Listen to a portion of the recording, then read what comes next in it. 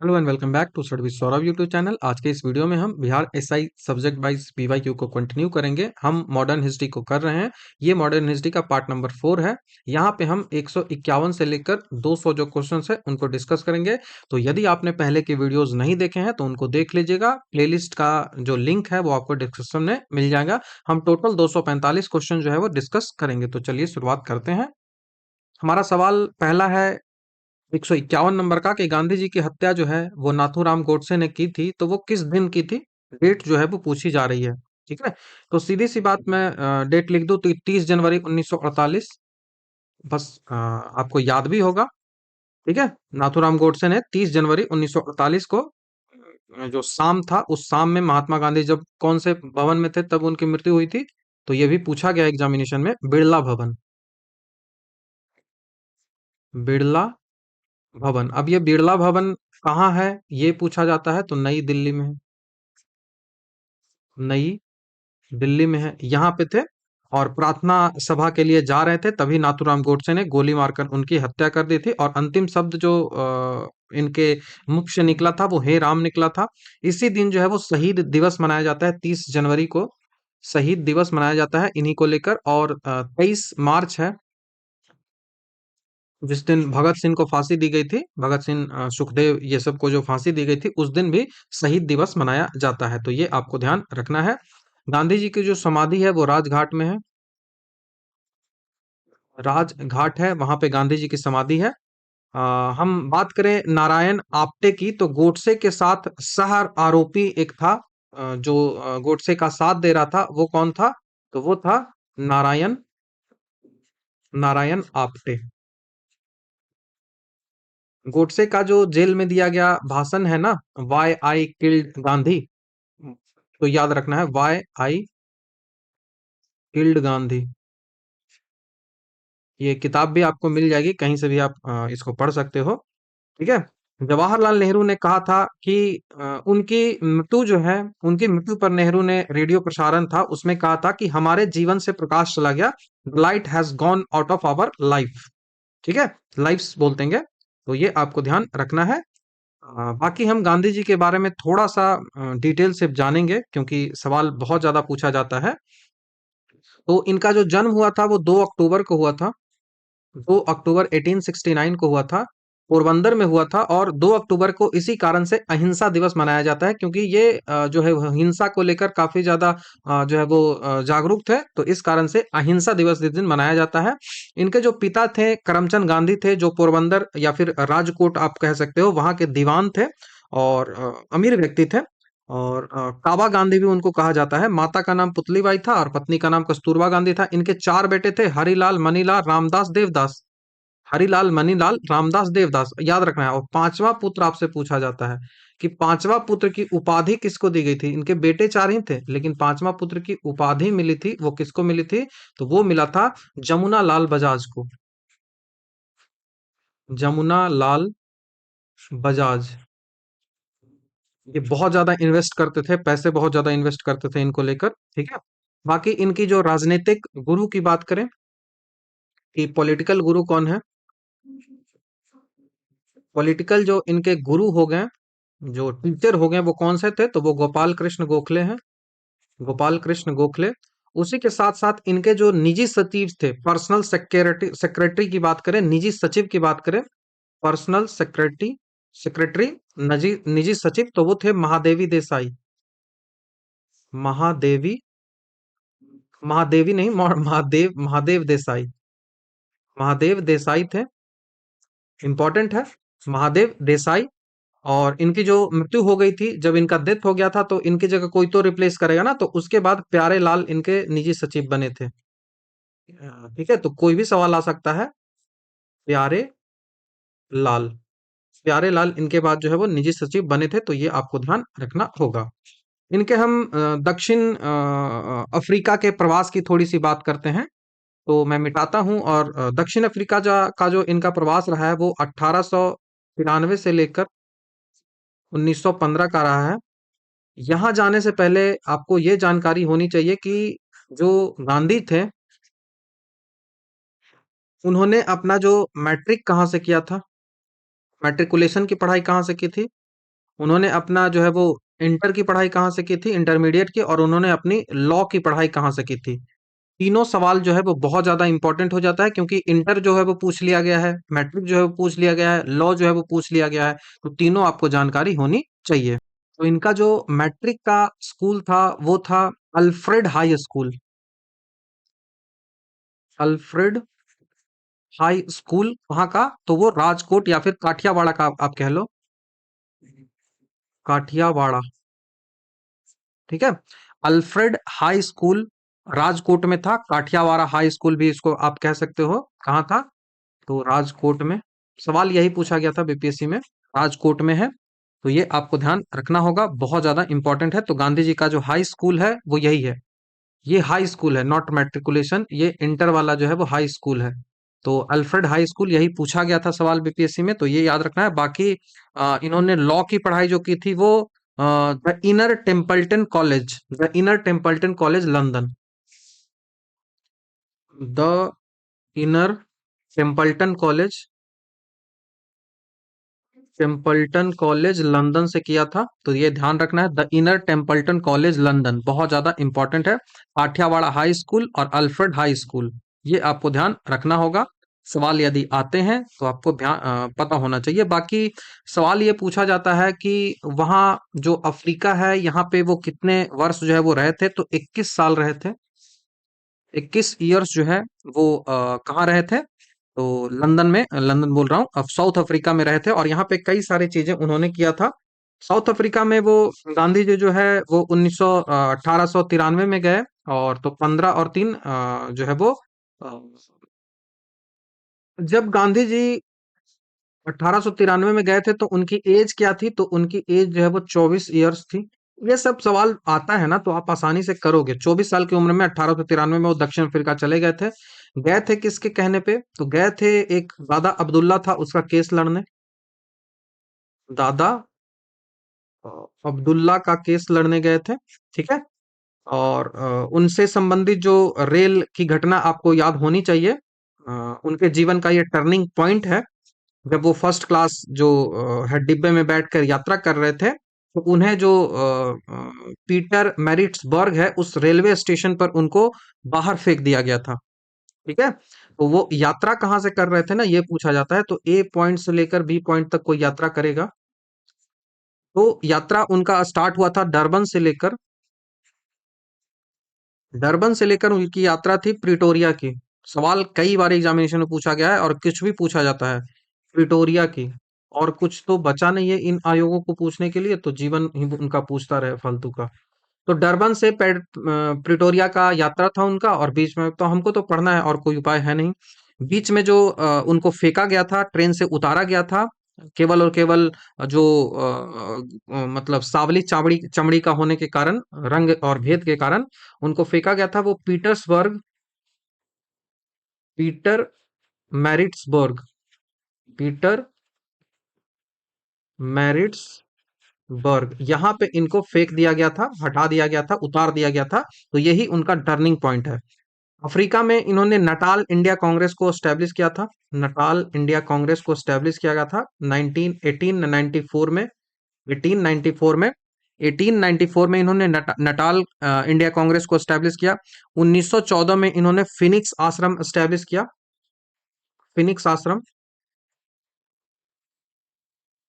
Phoenix आश्रम इन्होंने 1904 में एस्टेब्लिश किया। जब विश्वविद्यालय अधिनियम भारत में आया था, तो वहां पे फिनिक्स आश्रम जो है वो एस्टेब्लिश किया। कहाँ पे? तो डरबन में, डरबन में एस्टेब्लिश किया है। उसके बाद इन्होंने टॉल्स्टॉय फॉर्म जो है वो एस्टेब्लिश किया 19 इसके डेट्स को लेकर काफी ज्यादा कंफ्यूजन भी होता है। तो टॉल्स्टॉय फॉर्म इन्होंने 1906 में टॉल्स्टॉय फॉर्म जो है वो एस्टेब्लिश किया था। कई जगह आपको जो है वो 10 भी देखने को मिलता है। तो मैं इसके बारे में एग्जैक्ट आपको बता देता हूँ, पहले लिख तो लूं। टॉल्स्टॉय, टॉल्स्टॉय फॉर्म जो था वो कहाँ एस्टेब्लिश हुआ था? तो वो जोहान्सबर्ग में हुआ था। जोहान्सबर्ग है, वहां पे टोल्स्टॉय फॉर्म को एस्टेब्लिश किया गया था। टोल्स्टॉय फॉर्म को किसी की हेल्प से एस्टेब्लिश किया गया था, और उस व्यक्ति का नाम पूछा जाता है तो एक जर्मन शिल्पकार था, आर्किटेक्चर था, उसका नाम था कालेन बाक, कालेन बाक। तो कालिन बाग जो जर्मन शिल्पकार था उसकी हेल्प से ये किया गया था, कालिन बाग। तो ये बहुत इंपॉर्टेंट क्वेश्चन है, ध्यान आपको रखना है।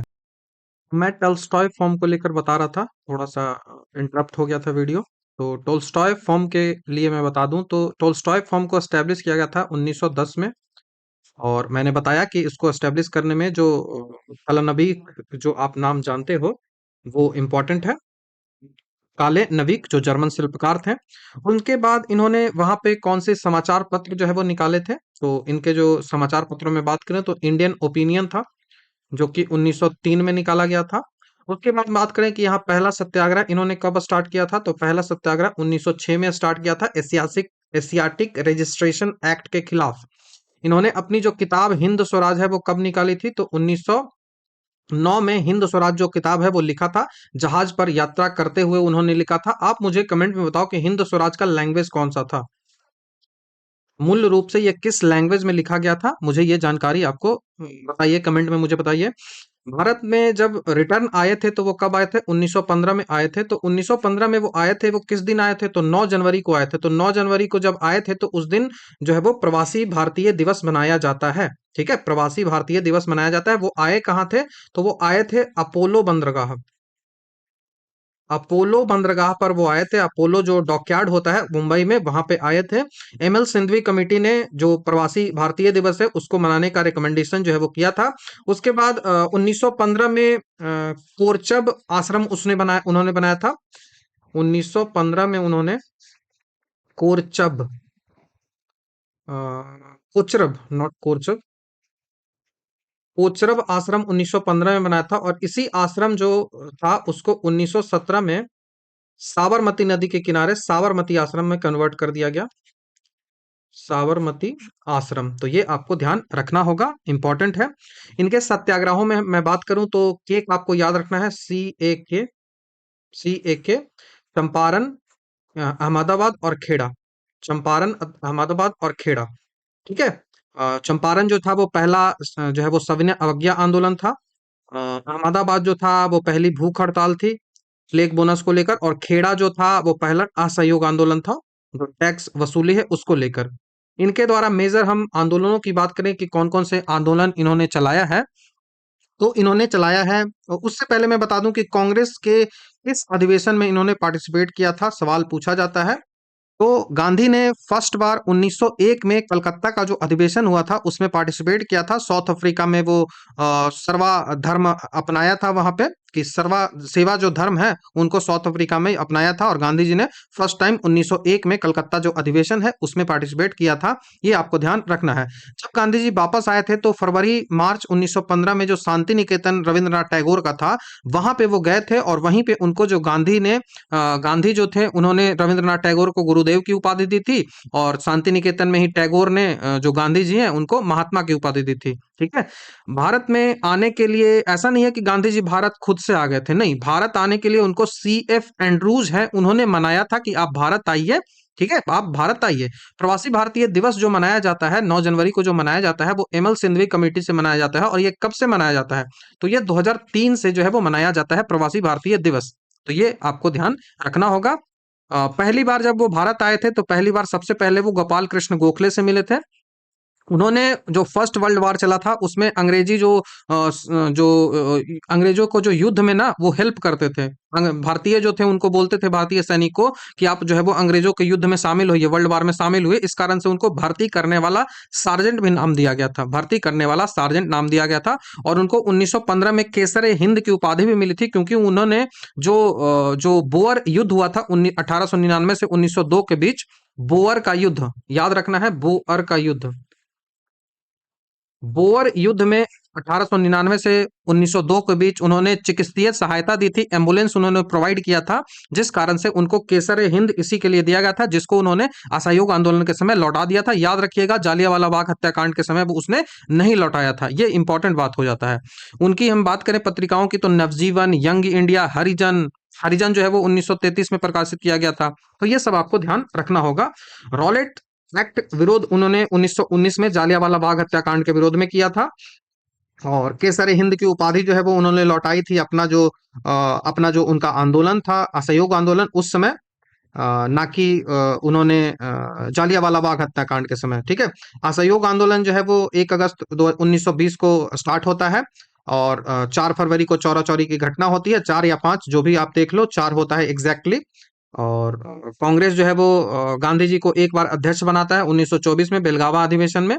और सविनय अवज्ञा आंदोलन जो है वो 2 बार चलता है। पहला जो चलता है 1930 में साबरमती से स्टार्ट होता है 12 मार्च 1930 को, जिसको दांडी मार्च आप कहते हो। और 6 अप्रैल 1930 में दांडी में वो नमक बनाकर इस कानून को तोड़ते हैं। लगभग 240 मील की यात्रा थी, 385 किलोमीटर की यात्रा थी। 78 लोग जो है वो वहां गए थे, जिनमें सरोजनी नायडू भी शामिल थी। गांधी इरविन पैक्ट जो है वो 5 मार्च 1931 को हुआ था, जिसे दिल्ली समझौता भी कहा जाता है।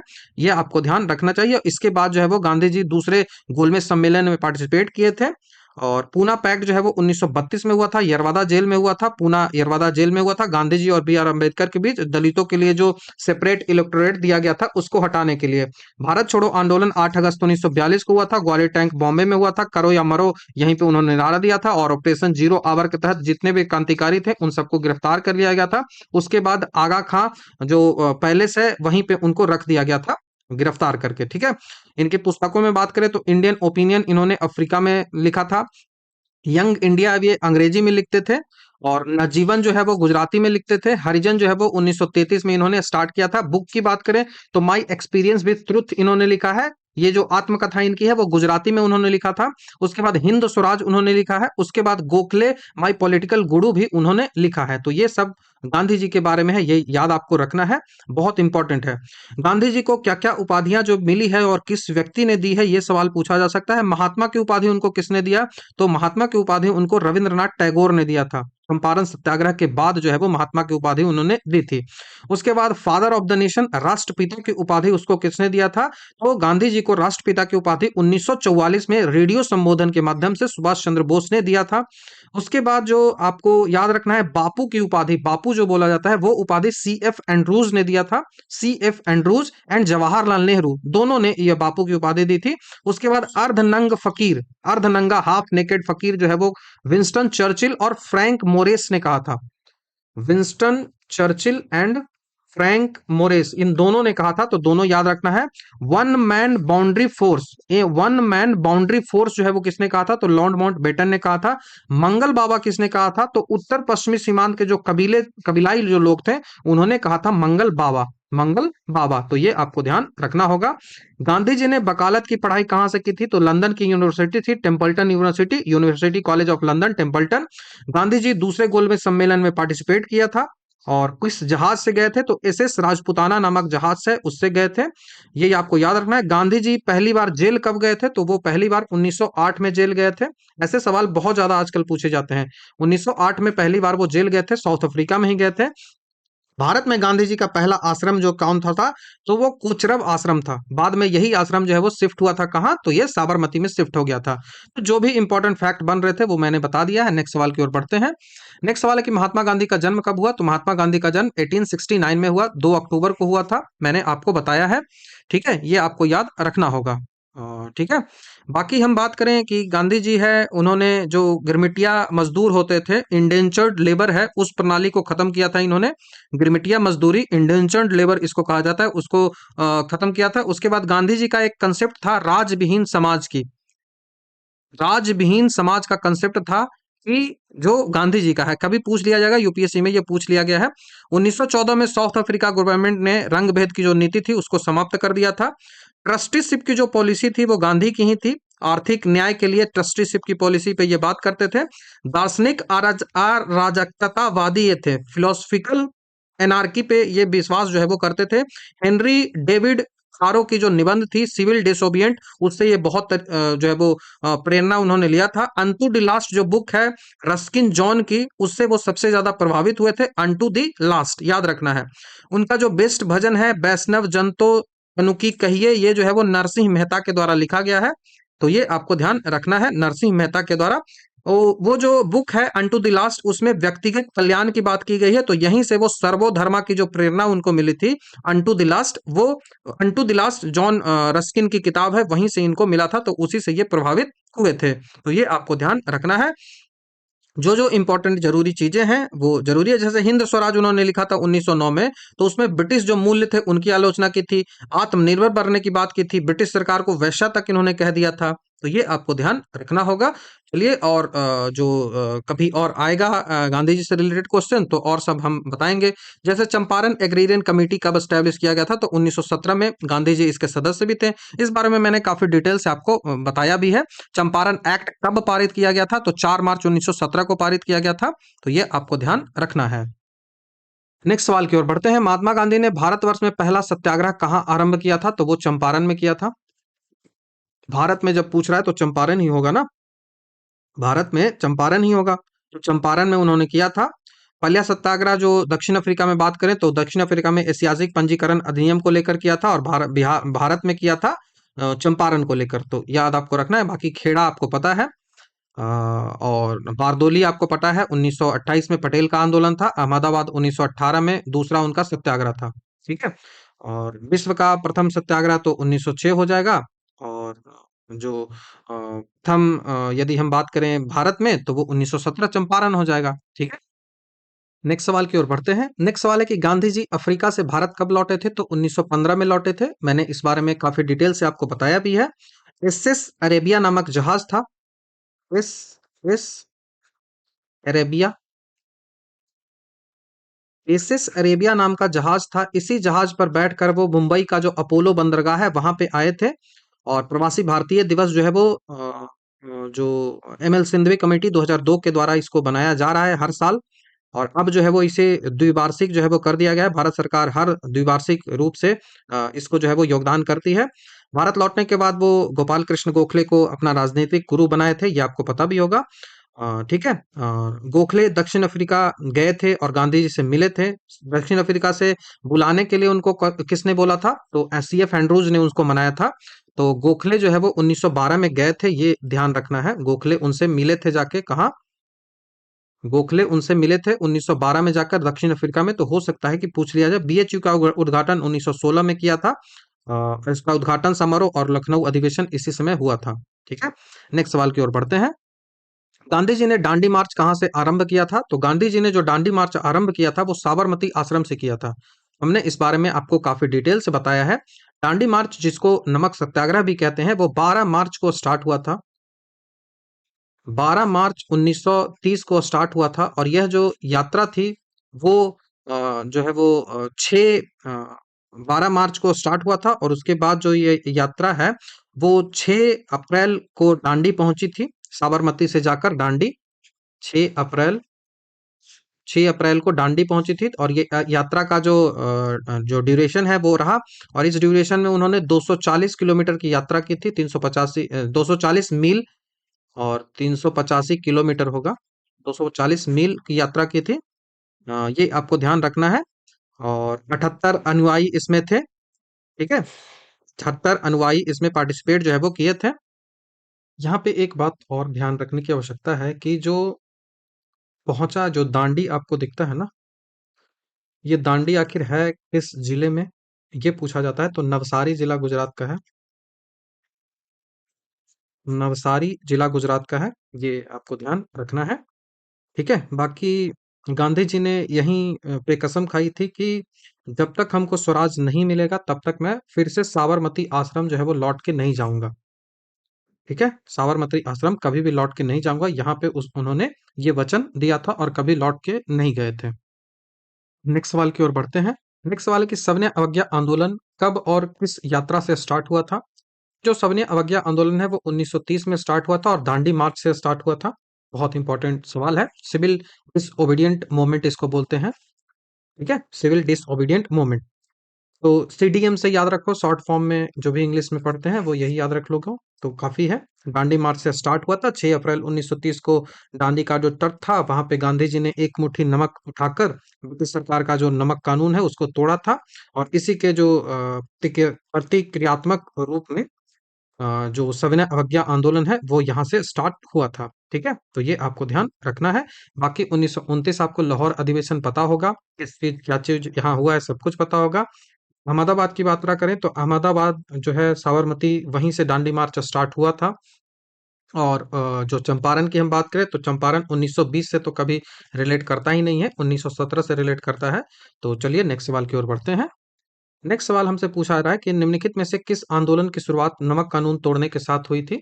तो नमक कानून तोड़ना जो है वो नॉन सिविल डिसोबीडिएंट मूवमेंट हुआ था। ऑप्शन नंबर सी हमारा यहाँ से आंसर बनेगा। नमक जो है वो हर गरीब, हर अमीर सबकी ज़रूरतें होती हैं, तो गांधी जी ने नमक पर जब भी टैक्स लगा था, उसके लिए ही ये जो है वो कानून जो है वो लगाया था। अंग्रेज़ों के द्वारा नमक बनाने पर जो रोक लगाई थी, उसी को लेकर 12 मार्च से 5 अप्रैल तक जो पद यात्रा है वो चला था। और सविनय अवज्ञा आंदोलन इसी के बाद जो है वो स्टार्ट हुआ था। इसके बाद जो है वो देश भर में जो भी विदेशी कपड़े थे उनको बहिष्कार किया गया था। शराब की जो जो दुकानें हैं उन पर धरना दिया गया था। जो वन कानून है, जो फॉरेस्ट को लेकर रूल्स थे, उन सबको जो है वो उल्लंघन किया गया था। ठीक है? तो असहयोग आंदोलन जो है वो 1920 में स्टार्ट हुआ। चंपारण सत्याग्रह 1917 में, क्विट इंडिया मूवमेंट 1942 में और सिविल डिसोबिडिएंट मूवमेंट 1930 में। तो सब आपको ध्यान होना चाहिए। नेक्स्ट सवाल की ओर हम बढ़ते हैं। नेक्स्ट सवाल है कि गांधी जी किस दांडी यात्रा का प्रारंभ जो है वो किस तारीख से करते हैं? तो 12 मार्च से करते हैं, 12 मार्च 1930। सब कुछ हमने ऑलरेडी डिस्कस कर रखा है, फिर से जरूरत नहीं है कुछ भी डिस्कस करने की। लगभग जो भी इम्पोर्टेंट फैक्ट्स जो बनते हैं वो सब हम आपको बता चुके हैं ऑलरेडी। और असहयोग आंदोलन कब वापस लिया गया था? तो सहयोग आंदोलन जो है वो वापस लिया गया था 12 फरवरी 1922 को। जो पहला ऑप्शन दिया गया है ना, असहयोग आंदोलन जो है वो इसी दिन वापस लिया गया था। चौरा चौरी घटना होती है, उसके बाद जो है वो बारदौली प्रस्ताव आता है, उसके तहत इसको वापस लिया जाता है। सुभाष चंद्र बोस का कथन है, जो यात्रा हुई थी दांडी मार्च, उसको सुभाष चंद्र बोस ने कहा था कि नेपोलियन की जो पेरिस मार्च है और मुसोलिनी की जो रोम का मार्च है, उससे उसने तुलना किया था। बाकी वेब मिलर जो है वो इस यात्रा में, दांडी यात्रा में वेब मिलर जो पत्रकार था, वो इसमें शामिल था। तो आपको ध्यान रखना होगा। सविनय अवज्ञा आंदोलन जो है वो निम्नलिखित में से किसके ठीक पहले हुआ था? बहुत ये इंपॉर्टेंट क्वेश्चन है। बाकी मैंने क्वेश्चन सेट करने में ही डेट डाल दिया है, तो बनता है मतलब ही नहीं बनता।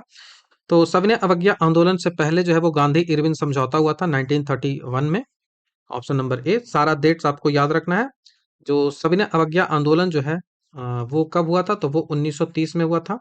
डेट्स की बात करें, महीने की बात करें तो अप्रैल मार्च में। ठीक है, मार्च अप्रैल लिख लो।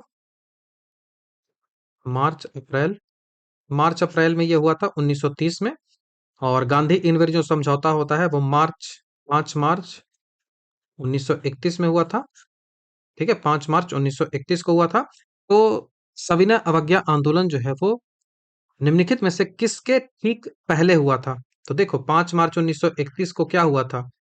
5 मार्च 1931 को गांधी इरविन का समझौता हुआ था, और उस गांधी गांधी इरविन के समझौते से सबसे ठीक पहले कौन सा हुआ था? तो सिविल डिसोबिडिएंट मूवमेंट मार्च अप्रैल में हुआ था। तो ये आपको ध्यान रखना होगा। ठीक पहले शब्द पूछा जाए तो ध्यान रखना होगा। बाकी पूना समझौता तो 32 में हुआ था। 1932 में पूना समझौता हुआ, वो भी सितंबर 1932 में। और गांधी मैकडोनाल्ड जो पैक्ट है, तो मैकडोनाल्ड का गांधी के साथ तो कोई पैक्ट था नहीं। ये मैकडोनाल्ड जो आपको दिख रहा है वो कम्युनल अवार्ड से रिलेटेड है, जो अगस्त 1932 का है। तो पहले का केवल और केवल एक ही है। ठीक पहले की बात जब करेगा तो वो गांधी इरविन समझौता ही होगा। ध्यान आपको रखना है। ठीक है, क्रम भी आपको पूरी तरीके से याद रखना है। ऐसे सवाल कई सारा पूछा जा रहा है आजकल के ट्रेंड में। भारतीयों ने साइमन कमीशन का विरोध जो है वो क्यों किया? सवाल ये है। भारतीयों ने साइमन कमीशन का विरोध किया, तो साइमन कमीशन के किसी भी सदस्य जो जितने भी थे उनमें कोई भारतीय था ही नहीं, इस वजह से उसको जो है वो विरोध किया गया था। ठीक है, साइमन कमीशन की बात करें तो जब 1919 का मॉन्टेग्यू चेम्सफोर्ड सुधार आया था, उसके 10 वर्ष के बाद इस जो सुधार था, इस सुधार की जांच के लिए, इस जो सुधार है उसकी जांच के लिए ये कमीशन जो है वो, एक कमीशन जो है वो गठित होगा, तभी तो आगे चलकर इसके अकॉर्डिंग ही भारत में सुधारें आएंगी। तो इसके लिए ही भारत शासन अधिनियम 1919 को जांच करने के लिए ही 10 वर्षों बाद एक संवैधानिक आयोग जो है वो गठित करना था, और भारत को उत्तरदायी जो सरकार देने का प्रगति है उसी को जांच करना था।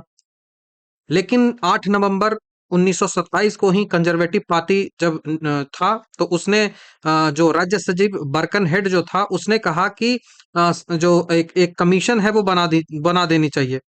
तो 8 नवंबर 1927 को 8 नवंबर 1927 को जो कंजर्वेटिव पार्टी थी, उस कंजर्वेटिव पार्टी के जो सचिव थे, भारत के जो राज्य सचिव थे, नॉट कंजर्वेटिव पार्टी के, भारत के जो राज्य सचिव थे, स्टेट सेक्रेटरी जो थे, सचिव जो थे, वो नाम था उसका बर्कनहेड। नाम ये पूछा गया है, बर्कनहेड। तो बर्कनहेड था, उसी के द्वारा जो है वो ये ऑल इंडिया जो ये जो साइमन कमीशन, चूंकि अध्यक्ष साइमन था ना, इस कारण से इसको साइमन कमीशन जो है वो बोला जाता था। तो इसका गठन जो है वो कर दिया गया इस कमीशन का। तो 27 दिसंबर 1927 को मद्रास का अधिवेशन होता है, जिसके अध्यक्ष जो है वो M.A. अंसारी होते हैं। ठीक है, M.A. अंसारी इसके अध्यक्ष होते हैं, और इस जो है वो इसमें कहा गया था कि पूर्ण रूप से ये व्हाइट कमीशन है और इस कमीशन का हमें विरोध करना है।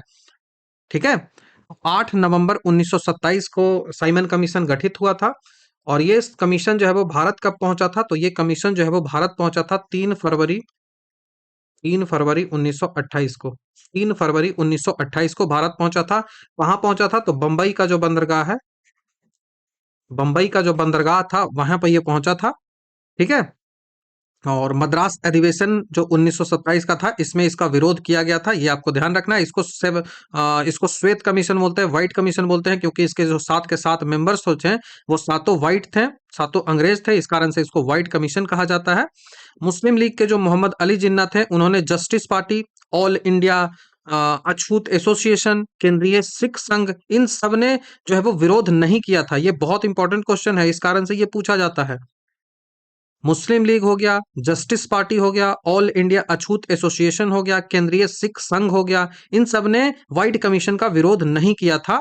मेन है कि यदि मेन स्ट्रीम वाला कांग्रेस यदि कर रहा है ना विरोध, तो हम नहीं करेंगे। कांग्रेस नहीं कर रहा है तो हम करेंगे। मतलब एक ऐसा चीज होता है ना कि मोदी आपको ऑक्सीजन भी मोदी देता ना, तो लोग ऑक्सीजन लेना छोड़ देते हैं। वो कंडीशन वाली जो विरोध होता है ना, कुछ भी करो तो वो विरोध, तो वो ये कंडीशन यहाँ पे बन रहा था। ठीक है, तो ये याद रखना है। बाकी इरविन जो है, उसी के कहने पर भारतीयों को साइमन कमीशन से बाहर रखा गया था। सवाल कभी भी पूछा जाए कि आखिर जो 7 मेंबर्स थे, उनमें सभी के सभी अंग्रेज ही क्यों थे? तो ऐसा इरविन ने कहा था। इरविन का सलाह था कि ऐसा ही किया जाना चाहिए, कि एक भी भारतीय है उनको मत रखो। ठीक है, तो ये आपको ध्यान रखना है। ये जो साइमन कमीशन है वो भारत में 2 बार आई थी। 28 से 29 में साइमन कमीशन भारत में 2 बार आई थी। भारत में 2 बार जो है वो इसने यात्रा की थी। और ये जो साइमन है ना, ये साइमन जो है, जो इसका हेड था साइमन, ये उदारवादी था। ठीक है, ये लिबरल था। कैसा था? उदारवादी था, लिबरल था। उदारवादी, उदारवादी मतलब लिबरल होता है। ठीक है, तो इंग्लिश में भी दिक्कत नहीं होनी चाहिए। और ये 2 बार आया था। ठीक है, ये 2 बार आया था, 28 से 29 में। ये आपको ध्यान रखना है। 1930 में इसने अपनी रिपोर्ट दी थी, और इसने अपनी रिपोर्ट जो है वो 2 पार्टों में दिया था। ठीक है, 2 पार्टों में इसने अपनी रिपोर्ट 1930 में दी थी। तो भारत आया था 1928 में, और इसके बाद 1930 में इसने अपनी रिपोर्ट दी थी। तो 28 और 29 2 बार भारत ये आया था कमीशन। ये आपको ध्यान रखना होगा। इस कमीशन के क्या-क्या जो है वो सुझाव थे? तो इस कमीशन का सुझाव था कि संघीय प्रकार के सरकार की इसने रिकमेंड किया था, कि जो सरकार होना चाहिए वो फेडरल टाइप का होना चाहिए। तो गवर्नमेंट जो है वो फेडरल टाइप का होना चाहिए। संघीय प्रकार का गवर्नर होना चाहिए। ये पहला इसने जो है वो रिकमेंड किया था, संस्तुति किया था। दूसरा इसने कहा था कि प्रांतों में द्वैध शासन को हटाया जाना चाहिए। जो प्रांत है, जो प्रोविंस है, प्रोविंशियल जो होते हैं, जो प्रोविंस जितने भी हैं, उन प्रोविंस में जो द्वैध शासन जो है, डायरकी जो सिस्टम है, जो कि 1919 में लागू किया गया था, उसको हटाना है। ये रिकमेंड किया गया था। और उसको हटाकर एक उत्तरदायी सरकार की जो है वो कहा था कि इसको हटाकर एक उत्तरदायी सरकार बनाओ। उत्तरदायी सरकार बनाओ जो रिस्पॉन्सिबल हो। उत्तरदायी मतलब रिस्पॉन्सिबल गवर्नमेंट। जैसे हमारी अभी गवर्नमेंट कैसी है, वो रिस्पॉन्सिबल है। कुछ भी गलत करता है तो उसको जवाब देना पड़ता है। तो रिस्पॉन्सिबल एक गवर्नमेंट बनाया जाए, ऐसा इनको जो है वो कहा गया था। तो ये सब चीजें जो है वो साइमन कमीशन के बारे में याद रखना है। बाकी जो भी जरूरी था, नारा आपको पता है, साइमन कमीशन गो बैक का नारा लगा था। लाला लाजपत राय को जो है वो इसी समय जो है वो साइमन कमीशन विरोध करते समय ही उनको लाठी लगी थी, और उस लाठी की मार से वो जो है सिर पर लाठी लगी थी, उस कारण से उनकी डेथ भी हो गई थी। तो ये आपको ध्यान रखना होगा। तो बाकी नेक्स्ट सवाल की ओर बढ़ते हैं, और कुछ आएगा तो हम आगे डिस्कस कर लेंगे। नेक्स्ट सवाल है कि गांधी इरविन समझौता पर हस्ताक्षर होने वाला वर्ष कौन सा है? किस ईयर में गांधी इरविन समझौता है उस पर हस्ताक्षर जो है वो हुआ था? ठीक है। ये आपको ध्यान रखना है। ठीक है। तो मैंने जो साइमन कमीशन गो बैक वाला नारा बताया ना, और 3 फरवरी को ये पहुंचा था, ये भी मैंने बताया। ये थोड़ा सा देख लो इस पे। 3 फरवरी को पहुंचा था, ये भी मैंने आपको बता दिया है। श्वेत कमीशन इसको कहा जाता था, व्हाइट मैन कमीशन इसको कहा जाता था। और इसके इसने देखो ना, एक इंपॉर्टेंट बात याद रखना है कि इसने चुनौती दी थी कि भारत के लोग संविधान नहीं बना सकते। बर्कन हेड जो था ना, उन्होंने भारतीयों को अपना संविधान खुद बनाने के लिए चुनौती दी थी। तभी तो जाके 1928 में नेहरू रिपोर्ट आता है ना। तभी तो जाके 1928 में नेहरू रिपोर्ट आता है। तो इसको ध्यान रख लीजिएगा। इस कारण से मैंने इसको रिपीट कर दिया है। ठीक है। बाकी गांधी इरविन जो समझौता है वो 1931 में हुआ था। ठीक है। 5 मार्च 1931 में, 5 मार्च 1931 को ये समझौता जो है वो हुआ था। और इसे जो है वो दिल्ली समझौता भी कहते हैं। दिल्ली का पैक्ट है वो भी कहा जाता है, दिल्ली समझौता भी कहा जाता है। महात्मा गांधी और वायसराय जो इरविन था, इन दोनों के बीच ये समझौता हुआ था। और ध्यान ये रखना है कि गांधी जी ने इस समझौते पर साइन नहीं किया था, हस्ताक्षर नहीं किए थे। ये पूछा गया है सवाल, तो गांधी जी ने इस पर साइन नहीं किया है। ठीक है। गांधी जी ने साइन नहीं किया है। इसका परिणाम क्या क्या निकला? तो इसका परिणाम निकला कि कांग्रेस जो है ना, वो सविनय अवज्ञा आंदोलन को स्थगित कर देगी। सिविल डिसोबिएंट मूवमेंट है उसको कांग्रेस खत्म करेगी, पहला निकला निर्णय। दूसरा निकला निर्णय कि सेकंड जो राउंड टेबल कॉन्फ्रेंस होगा, उसमें कांग्रेस पार्टिसिपेट करेगी और गांधी कांग्रेस को प्रतिनिधित्व किए थे। तीसरा इसमें निकला था, सी नंबर का निकला था कि सरकार जो है वो उन राजनीतिक कैदियों को रिहा करेगी। पॉलिटिकल जो कैदी हैं, जो प्रिजनर्स हैं, जिनको पकड़ा गया है, उन सबको निकालेगी, रिहा करेगी। और उन पर, वैसे लोगों को जिन पर हिंसा का आरोप नहीं है, ऐसे लोगों को रिहा नहीं करना। जिन पर हिंसा का आरोप नहीं है, बस उन्हीं को रिहा किया जाएगा। बाकी जो राउंड टेबल कॉन्फ्रेंस है, इसकी ये किस किस कमीशन की रिपोर्ट पे बना था? तो ये व्हाइट कमीशन, जो श्वेत कमीशन, सामान्य कमीशन है, उसी के अनुसार ये राउंड टेबल कॉन्फ्रेंस जो है वो बना था। तो ये आपको जो गांधी इरविन पैक्ट है उस बारे में याद होना चाहिए, क्योंकि यहाँ से सवाल जो है वो आपसे पूछा जाएगा। बहुत ज्यादा सवाल गांधी इरविन पैक्ट से पूछा जाता है। खास करके वो 5 मार्च वाला जो डेट है ना, वो हमेशा पूछा जाएगा। तो 5 मार्च का जो डेट है वो याद रखिएगा, 5 मार्च 1931। अब ये आपको ध्यान रखना है कि ये जो प्रस्ताव है ना, ये जो गांधी इरविन पैक्ट है, इसके लिए किसने जो है वो प्रयास किया, किसके हेल्प से ये हुआ? तो 3 व्यक्ति का आपको नाम याद रखना है। तेज बहादुर सप्रू, तेज बहादुर सप्रू का नाम याद रख लो पहला। दूसरा नाम आपको याद रखना है, वो याद रखना है जयकर का, जयकर। और जो तीसरा नाम आपको याद रखना है, वो याद रखना है श्रीनिवास शास्त्री का, श्रीनिवास शास्त्री, श्रीनिवास शास्त्री का आपको नाम याद रखना है। ठीक है। श्रीनिवास शास्त्री। जॉनसन जो था, जॉनसन ने गांधी के लाभ को संतावना पुरस्कार जो है वो ये यहाँ पे कहा था। जॉनसन जो है, उसने उसको कंसोलेशन प्राइज कहा था। तो अभी भी पूछा जाए कि कंसोलेशन प्राइज किसने कहा था, संतावना पुरस्कार किसने कहा था? कंसोलेशन प्राइज, कंसोलेशन प्राइज किसने कहा था? गांधी इरविन पैक्ट के बाद जो ये समझौते जो हुए थे, उनमें कहा था कि जॉनसन ने। जॉनसन नाम पूछा गया है प्रीवियस ईयर में, तो जॉनसन आपको याद रखना होगा। सरोजिनी नायडू ने कहा था कि दो महात्माओं का ये मिलन है, दो महात्माओं का मिलन है। बाकी गांधी जी की मांग थी कि राजनैतिक बंदी को रिहा कर दो, नमक कानून को हटा दो, शराब और जो विदेशी वस्त्र की दुकान है उन पर हम धरना दे सकते हैं कानूनी सीमा में रहकर। उसके बाद जो है वो सरकार, जो सरकारी नौकरी से जिन्होंने भी त्याग पत्र दिया था, उन सबको पुनः आप वापस ले लो। ठीक है। तो ये सब चीजें हुई थी।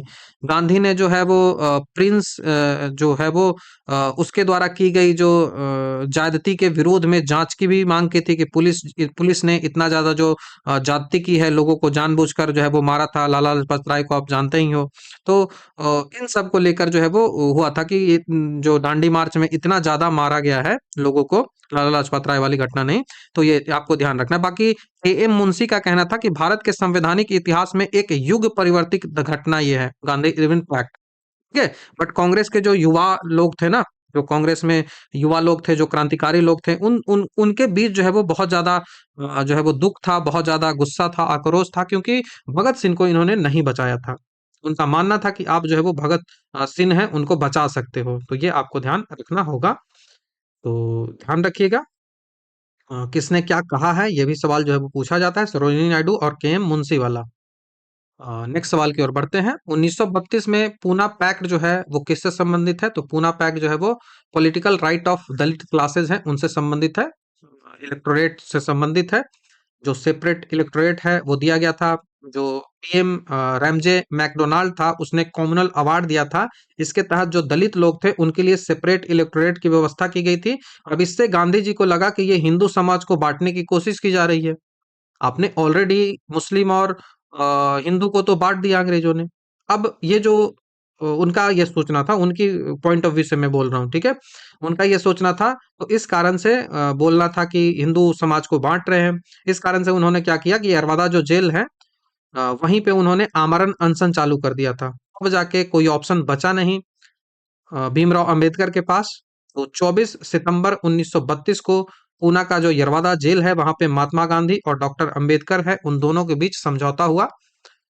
24 सितंबर 1932 कहाँ पे हुआ था? तो यरवादा जेल, यरवादा जेल है वहां पे ये हुआ था, पुणे में। ये समझौता हुआ था। यहाँ पे पृथक जो निर्वाचक मंडल है उसकी मांग को छोड़ दिया गया, उसकी मांग को हटा दिया गया, लेकिन उसके बदले कुछ ना कुछ तो दलितों को दिया जाना चाहिए ना, तो उनके लिए रिजर्व्ड की गई सीटें, जो केंद्रीय विधानमंडल था, केंद्रीय बोल रहा हूँ, प्रांतीय जो विधानमंडल था, उनके लिए आरक्षित सीट जो थी वो पहले 71 हुआ करती थी, उनको बढ़ाकर दुगना लगभग कर दिया गया, 147 सीटें कर दी गई। 147 सीटें जो है वो कर दी गई। तो ये बहुत ज्यादा एक इम्पोर्टेंट जो है वो बन जाता है।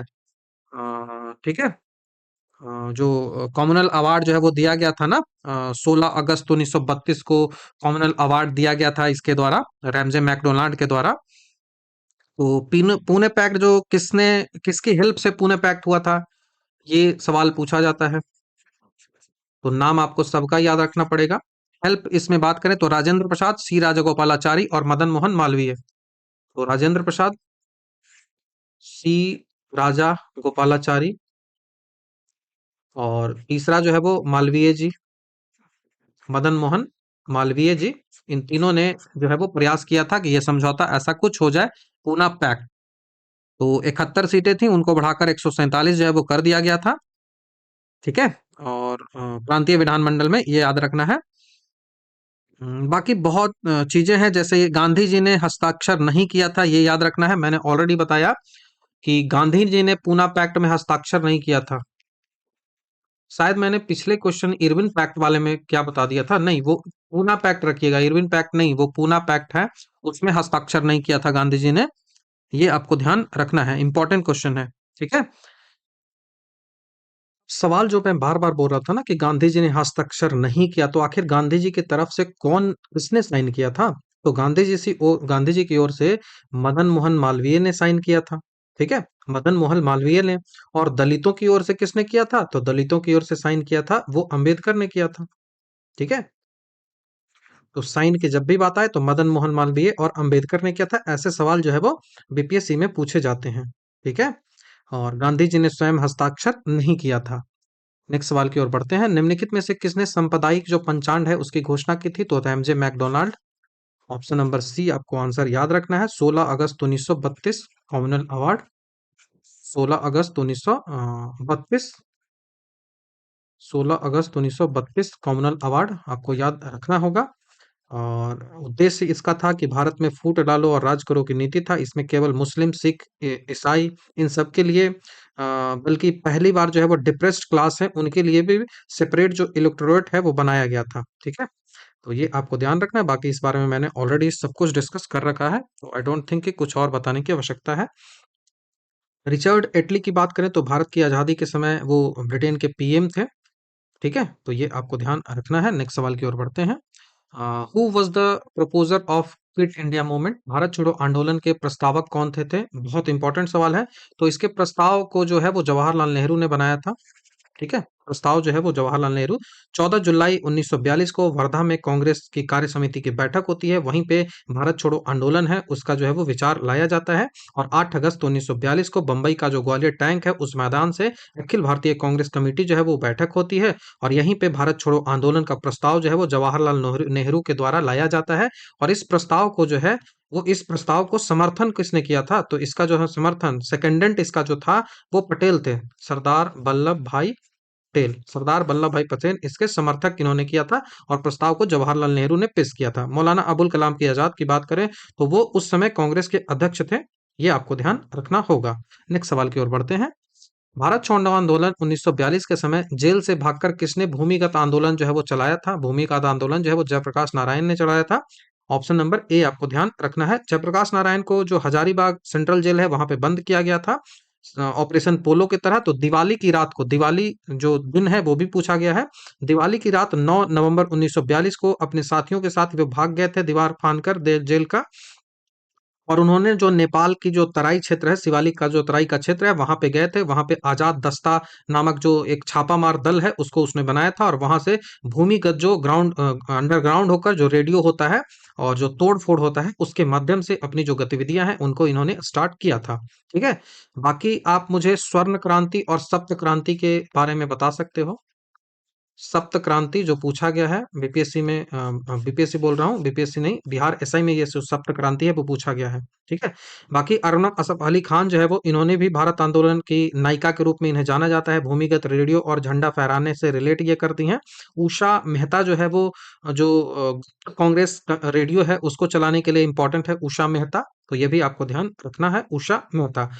श्री कृष्ण सिंह जो है वो बिहार के पहले मुख्यमंत्री बने थे। बाकी आपको याद रखना है कि श्री कृष्ण जो सिन्हा थे, ये 1939 में मुख्यमंत्री वर्ड नहीं यूज किया गया था, इस कारण से बीपीएससी ने इस क्वेश्चन को 71th बीपीएससी में इसको कैंसिल किया था। तो ये याद आपको रखना है, क्योंकि ऐसे सवाल यदि आते हैं आगे तो आपको ध्यान होना चाहिए। ठीक है। तो नेक्स्ट सवाल की ओर बढ़ते हैं। निम्नलिखित का सही कालानुक्रम आपको बताना है कि कौन सा कब जो है वो आया। तो इंडियन नेशनल कांग्रेस जो है वो कब स्टैब्लिश हुआ था, तो भारतीय राष्ट्रीय कांग्रेस जो है वो 1985 में स्टैब्लिश हुआ था, 1885। द्वितीय गोलमेज सम्मेलन है वो कब हुआ था, तो द्वितीय जो गोलमेज सम्मेलन है वो सितंबर से दिसंबर 1931 में हुआ था, गांधी इरविन पैक्ट के बाद हुआ था। साइमन कमीशन की जो रिपोर्ट है वो कब आई थी, तो साइमन कमीशन की जो रिपोर्ट है वो 1930 में आई थी, मई 1930 में। बाकी साइमन कमीशन का गठन 1927 में, और भारत आया था 3 फरवरी 1928 को।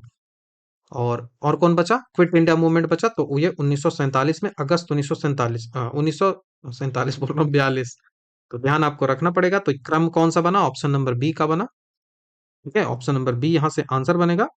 Congress 1885, 1930 Simon commission, round table conference 1931, और भारत छोड़ो 1942। नेक्स्ट सवाल की ओर बढ़ते हैं। नेक्स्ट सवाल है कि कौन सा जो पेयर है वो इनकरेक्टली मैच्ड है।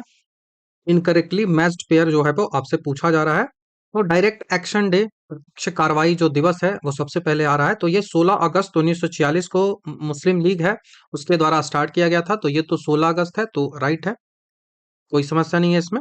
Direct action day. दूसरा है वो चौरा चौरी हत्याकांड, दिख रहा है आपको यहाँ पे। चौरा चौरी हत्याकांड है वो 5 फरवरी और 4 फरवरी, दोनों आपको देखने को मिलते हैं, कहीं कहीं 4 फरवरी और कहीं 5 फरवरी। ठीक है। तो इसको भी हम सही लेके चलेंगे। ठीक है। इसको भी सही लेकर चला जाएगा। उसके बाद आप देखो जालियांवाला बाग हत्याकांड है, वो 13 अप्रैल 1919 को हुआ था, तो ये भी आप इसको सही लेकर चलोगे। ठीक है।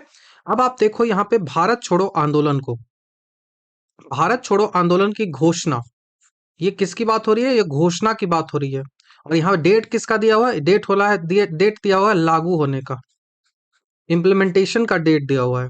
ठीक है। तो भारत छोड़ो आंदोलन का जो रिजोल्यूशन था, जो इसका रिजोल्यूशन था, जो इसका प्रस्ताव था, वो प्रस्ताव 8 अगस्त 1942 की जो रात है ना, रात में ये बंबई अधिवेशन में पारित या फिर घोषित किया गया था।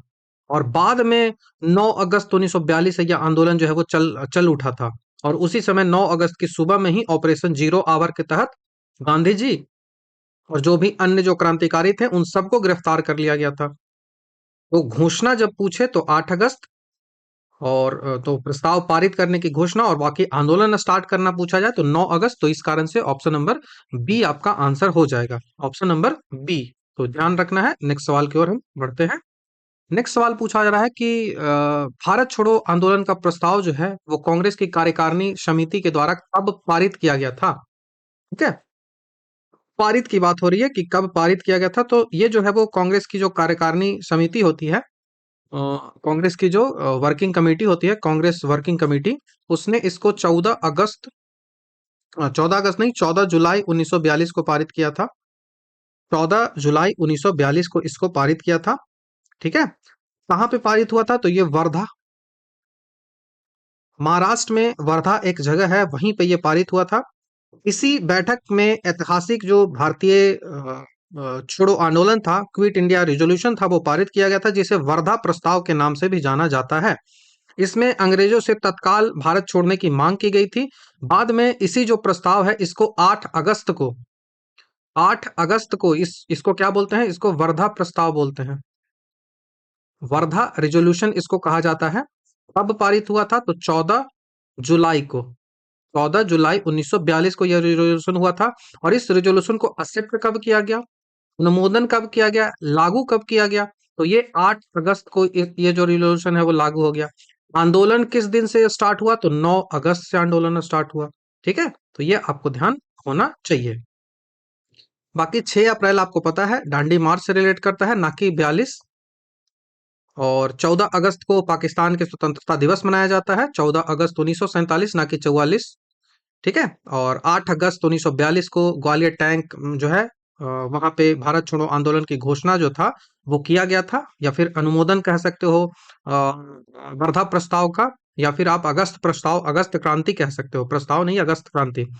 गांधी जी की चेतावनी दी गई थी कि वर्धा बैठक में विरोध करने वालों को गांधी जी ने कहा था कि मैं देश की बालू से ही कांग्रेस से बड़ा आंदोलन जो है वो खड़ा कर सकता हूँ। वर्धा प्रस्ताव में ही गांधी जी ने ये बातें हैं वो कही थी। ठीक है, वर्धा प्रस्ताव में ही गांधी जी ने ये बातें कही थी, तो ये आपको ध्यान रखना होगा। ठीक है, तो मैं फिर से एक बार आपको डेट्स बता दूं। वर्धा प्रस्ताव कांग्रेस वर्किंग कमेटी के द्वारा आया था। कांग्रेस वर्किंग कमेटी वर्धा प्रस्ताव पूछेगा तो वो कब होगा, वो 14 जुलाई होगा। ठीक है, ऑल इंडिया जो आपको बोले कि ये जो क्विट इंडिया मूवमेंट जो स्टार्ट हुआ था, ये स्टार्ट हुआ था बम्बई में। ऑल इंडिया जो कांग्रेस है उसका जो अधिवेशन बम्बई में हुआ था 8 अगस्त को, और बाकी आंदोलन स्टार्ट हुआ था 9 अगस्त को। नेक्स्ट सवाल की ओर बढ़ते हैं।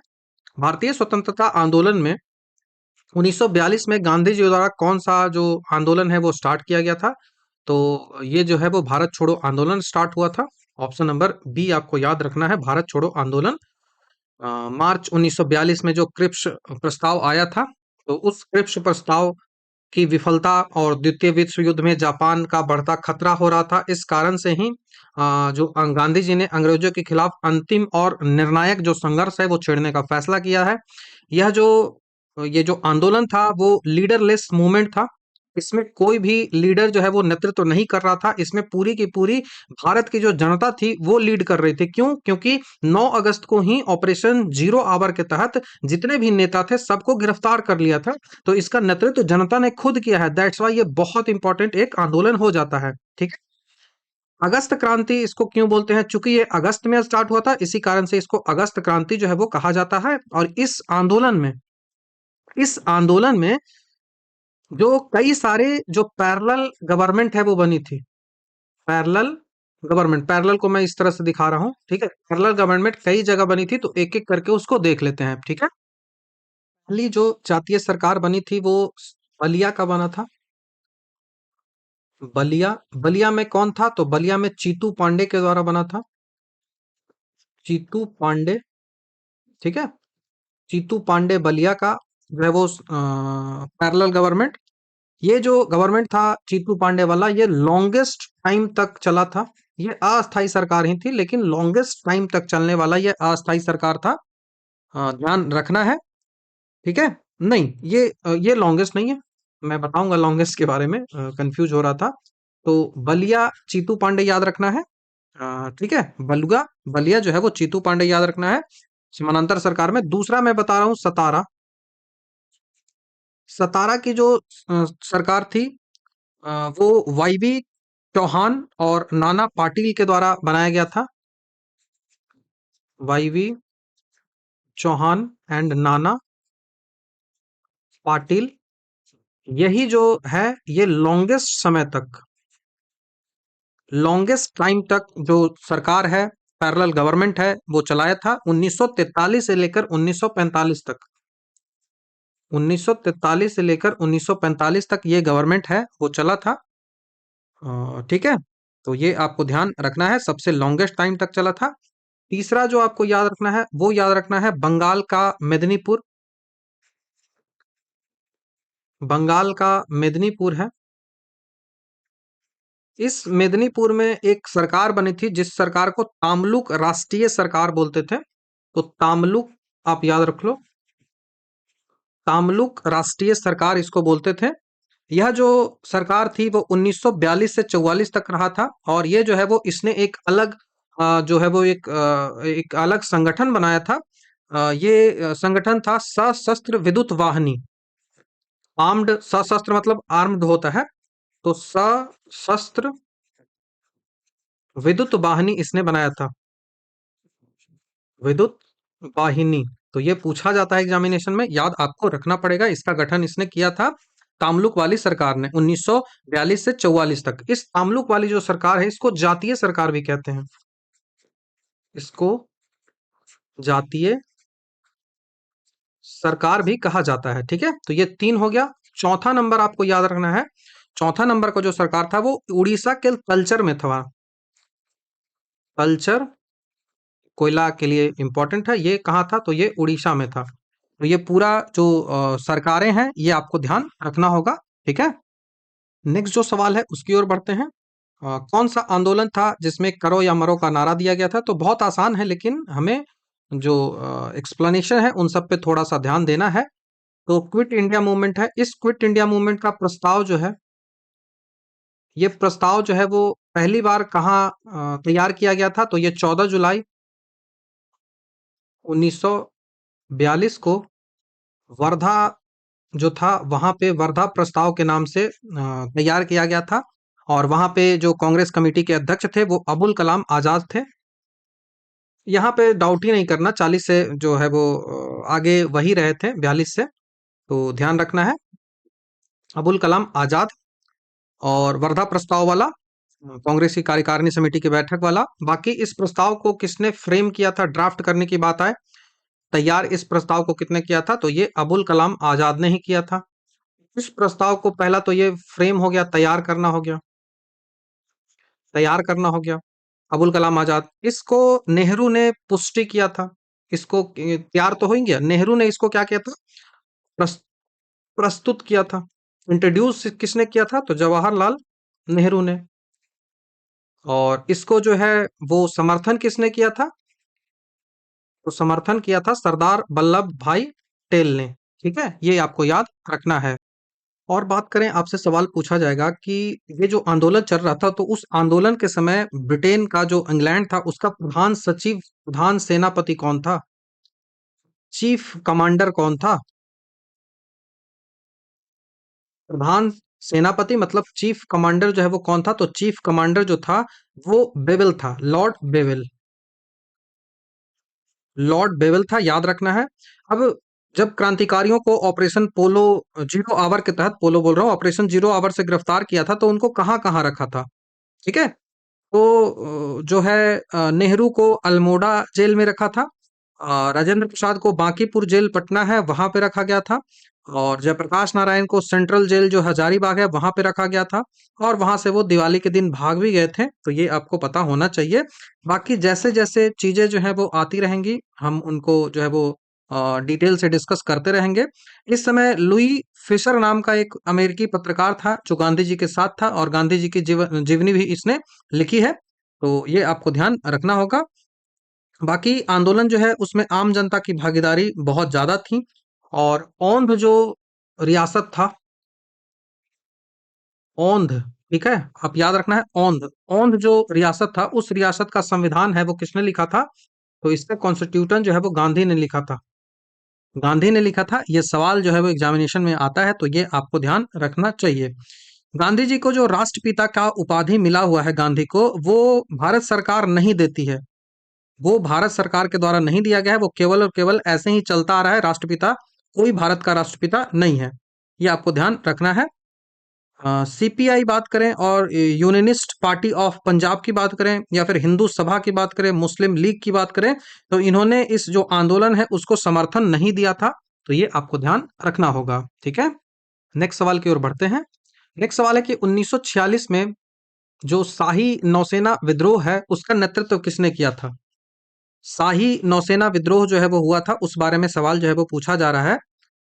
तो शाही नौसेना विद्रोह का नेतृत्व जो है वो एम एस खान ने किया था। M S Khan, option number C आपको यहां से याद रखना है। मामला जो है वो क्या था? तो मामला था कि H M I S HMIS Talwar नाम का जहाज था। HMIS तलवार नाम का जहाज था जिसपे नौसैनिक जो नाविक है वो रहते थे। भारतीय जो लोग हैं, सैनिक है, वो रहते थे। तो यहाँ पे खाना जो है ना वो सही नहीं मिल रहा था, और नस्लीय भेदभाव जो है वो किया जा रहा था भारतीय लोगों के साथ, भारतीय सेनाओं के साथ। तो इस नस्लीय भेदभाव को लेकर 18 फरवरी को, इस नस्लीय भेदभाव को लेकर 18 फरवरी को 18 फरवरी 1946 को यह विद्रोह जो है वो स्टार्ट हो जाता है। ठीक है, नेवल सेंट्रल स्ट्राइक कमेटी का गठन किया जाता है।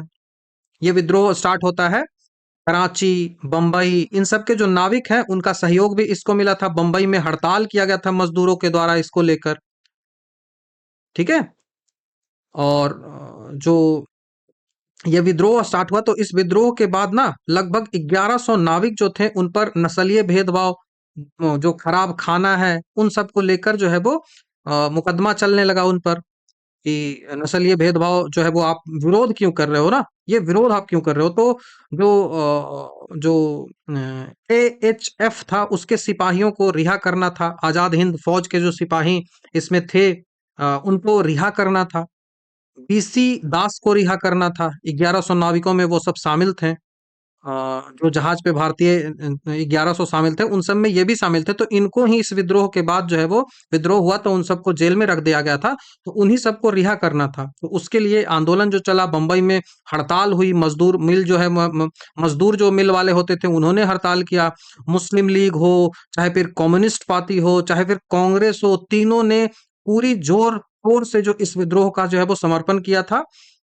ठीक है, और ध्यान ये रखना है कि ये दो व्यक्ति का नाम याद रख लो। पहला आप निकाल याद रख लो वल्लभ भाई पटेल, सरदार वल्लभ भाई पटेल, और दूसरा नाम याद रख लो जिन्ना।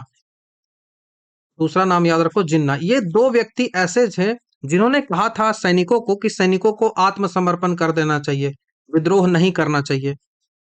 आत्म समर्पण करना चाहिए, विद्रोह उनको नहीं करना चाहिए। ये दो दो व्यक्ति थे उन्होंने कहा था इसको लेकर। ठीक है, और इसका नेतृत्व एम एस खान ने किया था। ये आपको ध्यान रखना होगा, एम एस खान ने। और जो naval naval central strike committee जो बनी थी, नेवल सेंट्रल स्ट्राइक कमेटी जो बनी थी, इस कमेटी के अध्यक्ष ही थे एम एस खान। और इस समिति में, और यदि हम बात करें तो जो इसमें मदन सिंह भी उपाध्यक्ष थे। मदन सिंह जो थे वो इसके उपाध्यक्ष थे। ठीक है, इसके उपाध्यक्ष जो है वो मदन सिंह को बनाया गया था। ये आपको ध्यान रखना होगा। और हम यदि बात करें तो यह जो विद्रोह है वो कराची तक भी चला गया था, मद्रास तक भी चला गया था। और विद्रोहियों को आत्मसमर्पण करने के लिए कहा गया था 23 फरवरी 1946 को, सरदार पटेल और जिन्ना की सलाह पर। जो 23 फरवरी 1946 को इन्होंने आत्मसमर्पण है वो किया था। और कथन जो विद्रोहियों को था कि हम भारत के सामने आत्मसमर्पण कर रहे हैं, ना कि ब्रिटेन के सामने।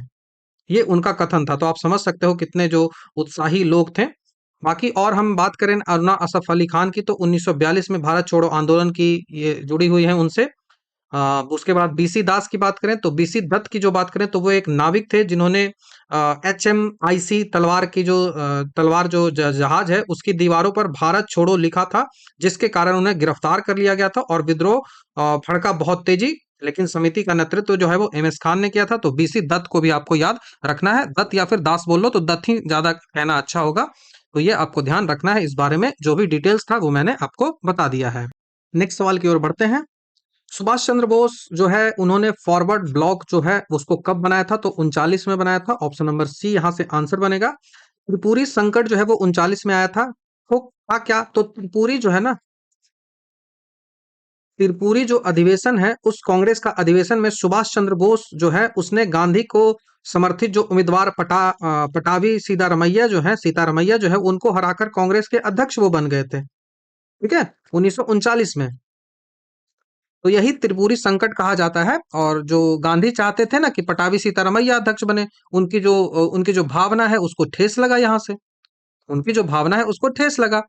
तो ये आपको ध्यान रखना है। तो उनकी जो भावनाओं को ठेस लगा तो ये जो गांधी जी ने इस्तीफा मांग लिया उनसे। तो गांधी जी के साथ मतभेद होने के कारण जो कार्यकारिणी गठित ना हो सकी, जिससे बोस जो है ना वो अप्रैल 1939 में कांग्रेस के पद से इस्तीफा दे देते हैं, अध्यक्ष से इस्तीफा दे देते हैं। और उस इस्तीफे देने के बाद कांग्रेस के भीतर ही एक वामपंथ और उग्रवादी गुट का संगठन वो बनाते हैं। और वो स्टार्ट कब करते हैं? तो 3 मई 1939 को वो फॉरवर्ड ब्लॉक की स्थापना करते हैं। फॉरवर्ड ब्लॉक की स्थापना ये करते हैं। तो आपको ये ध्यान रखना होगा। पूरी है कहाँ? सवाल ये भी पूछा गया है। तो ये जबलपुर में है। अब ये जबलपुर कहाँ है? तो जबलपुर मध्य प्रदेश में। आपको भेड़ाघाट याद होना चाहिए। त्रिपुरी अधिवेशन से पहले एक अधिवेशन हुआ था 1938 में। और वो जो अधिवेशन हुआ था वो था हरिपुरा। हरिपुरा का अधिवेशन था। इस अधिवेशन में अध्यक्ष जो थे वो सुभाष चंद्र बोस थे। अध्यक्ष जो थे वो सुभाष चंद्र बोस थे। और सुभाष चंद्र बोस को इसी अधिवेशन में गांधी जी ने देशभक्तों का देशभक्त कहा था। सुभाष चंद्र बोस को देशभक्तों का देशभक्त कहा था। देशभक्तों का देशभक्त, आपको ये ध्यान होना चाहिए। हिंदी लैंग्वेज के लिए रोमन लिपि यूज करना चाहिए। ये त्रिपुरी जो है ना, हम लोग देवनागरी करते हैं तो इनका रिकमेंडेशन था कि रोमन लैंग्वेज हम यूज करेंगे। जैसे कि हमें यदि लिखना है, हमें यदि गुड लिखना है तो जैसे हमें लिखना है आकाश, या फिर कुछ कुछ भी ले लो। जैसे हमें लिखना है कि हरिपुरा ही लिखना है तो हम हरिपुरा ऐसे लिखें, हरिपुरा। तो ये क्या हुआ? ये हमने रोमन लिपि को यूज किया है। लेकिन यहाँ पे हमने देवनागरी लिपि को यूज किया है। किसी भी लैंग्वेज को लिखने के लिए लिपि की जरूरत होती है, स्क्रिप्ट की जरूरत होती है। और हम स्क्रिप्ट जो यूज करते हैं वो देवनागरी होती है। और यह जो है वो रोमन लिपि है, इंग्लिश जो ये लिखा जाता है। तो इनका कहना था कि रोमन लिपि को ही यूज करना चाहिए। ये इनका जो है वो विचार था। ठीक है। गांधी जी ने जो टैगोर जो है ना उसने देश नायक कहा था सुभाष चंद्र बोस को। बहुत इंपॉर्टेंट है, पेट में पूछा गया था एक बार। देश नायक, देश नायक जो है वो कहा गया है किसको? तो देश नायक जो है वो टैगोर ने कहा था। किसको? सुभाष चंद्र बोस को। सुभाष चंद्र बोस को। तो ये आपको ध्यान रखना होगा। तो ये अधिवेशन 1938 का जो अधिवेशन था वहीं पे राष्ट्रीय योजना समिति का गठन किया जाता है, नेशनल प्लानिंग कमीशन का गठन किया जाता है। और इसके जो जवाहरलाल नेहरू और जो कौन बोलते हैं सुभाष चंद्र बोस, इन दोनों के द्वारा मिलकर ये गठन जो है वो किया जाता है। तो ये आपको ध्यान रखना होगा, बहुत इंपॉर्टेंट है। बाकी 1939 में जब इस्तीफा दे देते हैं सुभाष चंद्र बोस तो उसके बाद कांग्रेस का अध्यक्ष बनता कौन है? तो वो राजेंद्र प्रसाद बनता है। वो राजेंद्र प्रसाद बनते हैं। तो ये आपको ध्यान होना चाहिए। ठीक है। बाकी एक 1937 के अधिवेशन की भी आप बात कर लो तो इंपॉर्टेंट ये अधिवेशन है। ये हुआ था फैजपुर में। ये जो है वो कहाँ हुआ था? फैजपुर में। फैजपुर में ये अधिवेशन हुआ था। और फैजपुर अधिवेशन था, यहाँ पे जवाहरलाल नेहरू जो है उनके द्वारा अध्यक्षता जो है वो की गई थी। और ये पहला अधिवेशन था जो किसी गांव में किया गया था, विलेज में किया गया था। किसी गांव में यह अधिवेशन जो किया गया था वो पहला अधिवेशन था। और फॉरवर्ड ब्लॉक को स्टैब्लिश कहाँ किया था? तो वो कलकत्ता में किए थे। कहाँ किए थे? कलकत्ता में। तो ये आपको ध्यान फॉरवर्ड ब्लॉक के बारे में रखना है। ठीक है। ध्यान ये रखना है कि 1936 का भी जो अधिवेशन लखनऊ में हुआ था ना, उसमें भी लखनऊ में हुआ था और इसमें भी जवाहरलाल नेहरू अध्यक्ष बने थे। इसके साथ ही 1916 का अधिवेशन जो है वो लखनऊ में ही हुआ था, ये भी आपको ध्यान रखना है। और पहली बार हरिपुरा अधिवेशन में सुभाष चंद्र बोस अध्यक्ष बनते हैं। इसको लेकर क्या बोलते हैं, बीपीएससी ने 71st बीपीएससी में क्वेश्चन भी इसको लेकर आया है। ठीक है, नेक्स्ट क्वेश्चन की ओर बढ़ते हैं। सवाल है कि फॉरवर्ड ब्लॉक को किसने फाउंड किया? तो आसान सा सवाल है, हमने डिस्कस भी किया, सुभाष चंद्र बोस। फॉरवर्ड ब्लॉक को फॉर्म करने के लिए इन्होंने कहाँ पे ये घोषणा की थी? तो उन्नाव जो जगह है यूपी में, उन्नाव में एक रैली चल रही थी, तो उन्नाव के ही रैली में जो है इसकी घोषणा की गई थी कि जो फॉरवर्ड ब्लॉक है उसको स्थापित किया जाएगा। कुछ स्रोत में आपको मकर कलकत्ता भी मिल जाएगा। बाकी पहली अखिल भारतीय जो अधिवेशन हुआ था इस फॉरवर्ड ब्लॉक का, वो बम्बई में हुआ था, बॉम्बे में ये हुआ था, ध्यान आपको रखना है। रास बिहारी बोस की बात करें तो इन्होंने जापान में इंडियन इंडिपेंडेंस लीग है उसको स्थापित किया था, और आजाद हिंद फौज की जो कमान है उसको सुभाष चंद्र बोस को सौंपा था, सुभाष चंद्र बोस को रास बिहारी बोस ने। और जादू गोपाल मुखोपाध्याय की बात करें तो बाघा जतीन के सहयोगी थे और ये क्रांतिकारी एक थे, तो ध्यान आपको रखना है। नेक्स्ट सवाल की ओर बढ़ते हैं। 174, आधुनिक अधिक अपवर्तनांक वाला माध्यम, ये शायद जो है वो मतलब फिजिक्स का क्वेश्चन है, तो इसको छोड़ते हैं। रिफ्रैक्टिव इंडेक्स से सवाल जो है वो पूछा जा रहा है, तो चलो छोड़ते, क्या है बता ही देते हैं।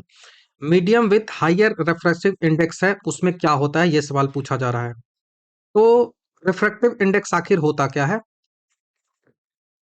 रिफ्रैक्टिव इंडेक्स होता क्या है, अपवर्तनांक जो है वो होता क्या है? तो ये होता है म्यू बाई एन, इसको म्यू से हम डिनोट करते हैं। तो यह होता है यदि यह किसी माध्यम के प्रकाश की चाल की माप करता है। रिफ्रैक्टिव इंडेक्स जो होता है वो लाइट है उसका क्या स्पीड है उसको मापता है। और म्यू जो होता है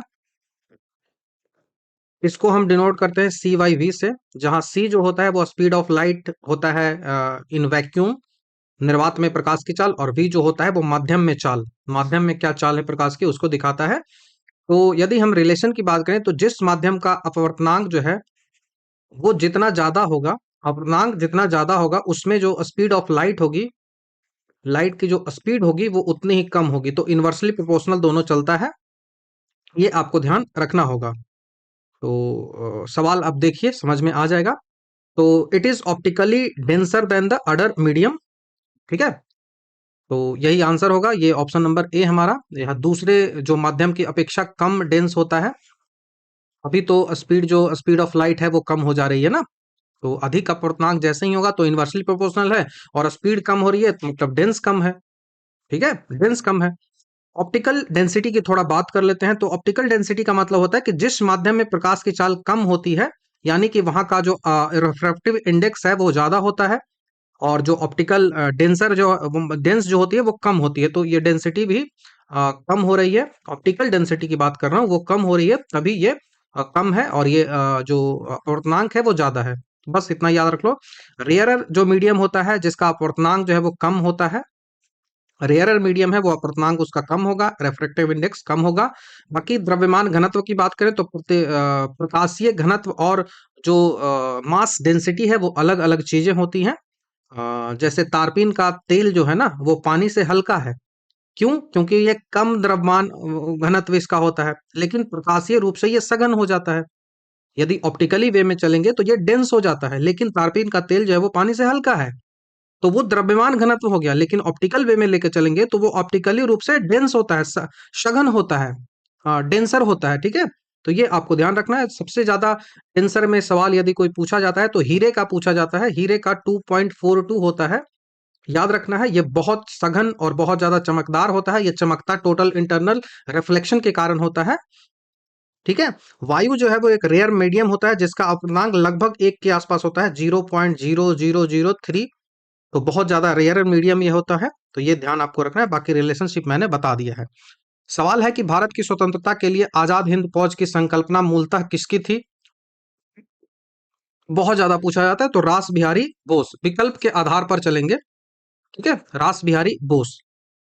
आजाद हिंद फौज का यदि हम विचार के माध्यम से बात करें ना, कि पहला बार ये कंसेप्ट जो है, ये सोच किसके दिमाग में आई थी, तो ये आया था कैप्टन मोहन सिंह के दिमाग में, कैप्टन मोहन सिंह। मोहन सिंह जो थे वो ब्रिटिश भारतीय सेना के अधिकारी थे, उनके ही मन में ऐसा कुछ एस्टेब्लिश करने का दिमाग में आया था आजाद हिंद फौज को। और आजाद हिंद फौज को मोहन सिंह ने जापानी जो मेजर फुजीवारा है, जापान का मेजर कौन सा था, तो फुजीवारा, फुजीवारा जो है उसके साथ मिलकर, फुजीवारा के साथ मिलकर INA जो है आजाद हिंद फौज, इंडियन नेशनल जो आजाद हिंद फौज है, जो आजाद हिंद फौज है, इंडियन नेशनल जो आर्मी है, उसको स्टैब्लिश किया था। रास बिहारी बोस की भूमिका के बारे में यदि जाने तो रास बिहारी बोस जो है वो जापान में निर्वासित एक क्रांतिकारी थे, और उन्होंने इंडियन इंडिपेंडेंस लीग की स्थापना की थी, और इंडियन नेशनल जो आर्मी है उसको एकदम संगठनात्मक ढांचा प्रदान किया था, उसको उसको एकदम मजबूत किया था। बाद में उन्होंने INA की जो कमान है वो सुभाष चंद्र बोस को सिंगापुर में दे दी थी। चूंकि विकल्प में मोहन सिंह है नहीं, तो आपको रास बिहारी बोस के साथ ही जाना पड़ेगा। ठीक है, तो हम याद रखना है। बाकी इसके एस्टेब्लिशमेंट की बात करें कि INA को कब एस्टेब्लिश किया गया था, इंडियन नेशनल आर्मी को कब एस्टेब्लिश किया गया था, तो वो किया गया था 12 नवंबर 1945 को।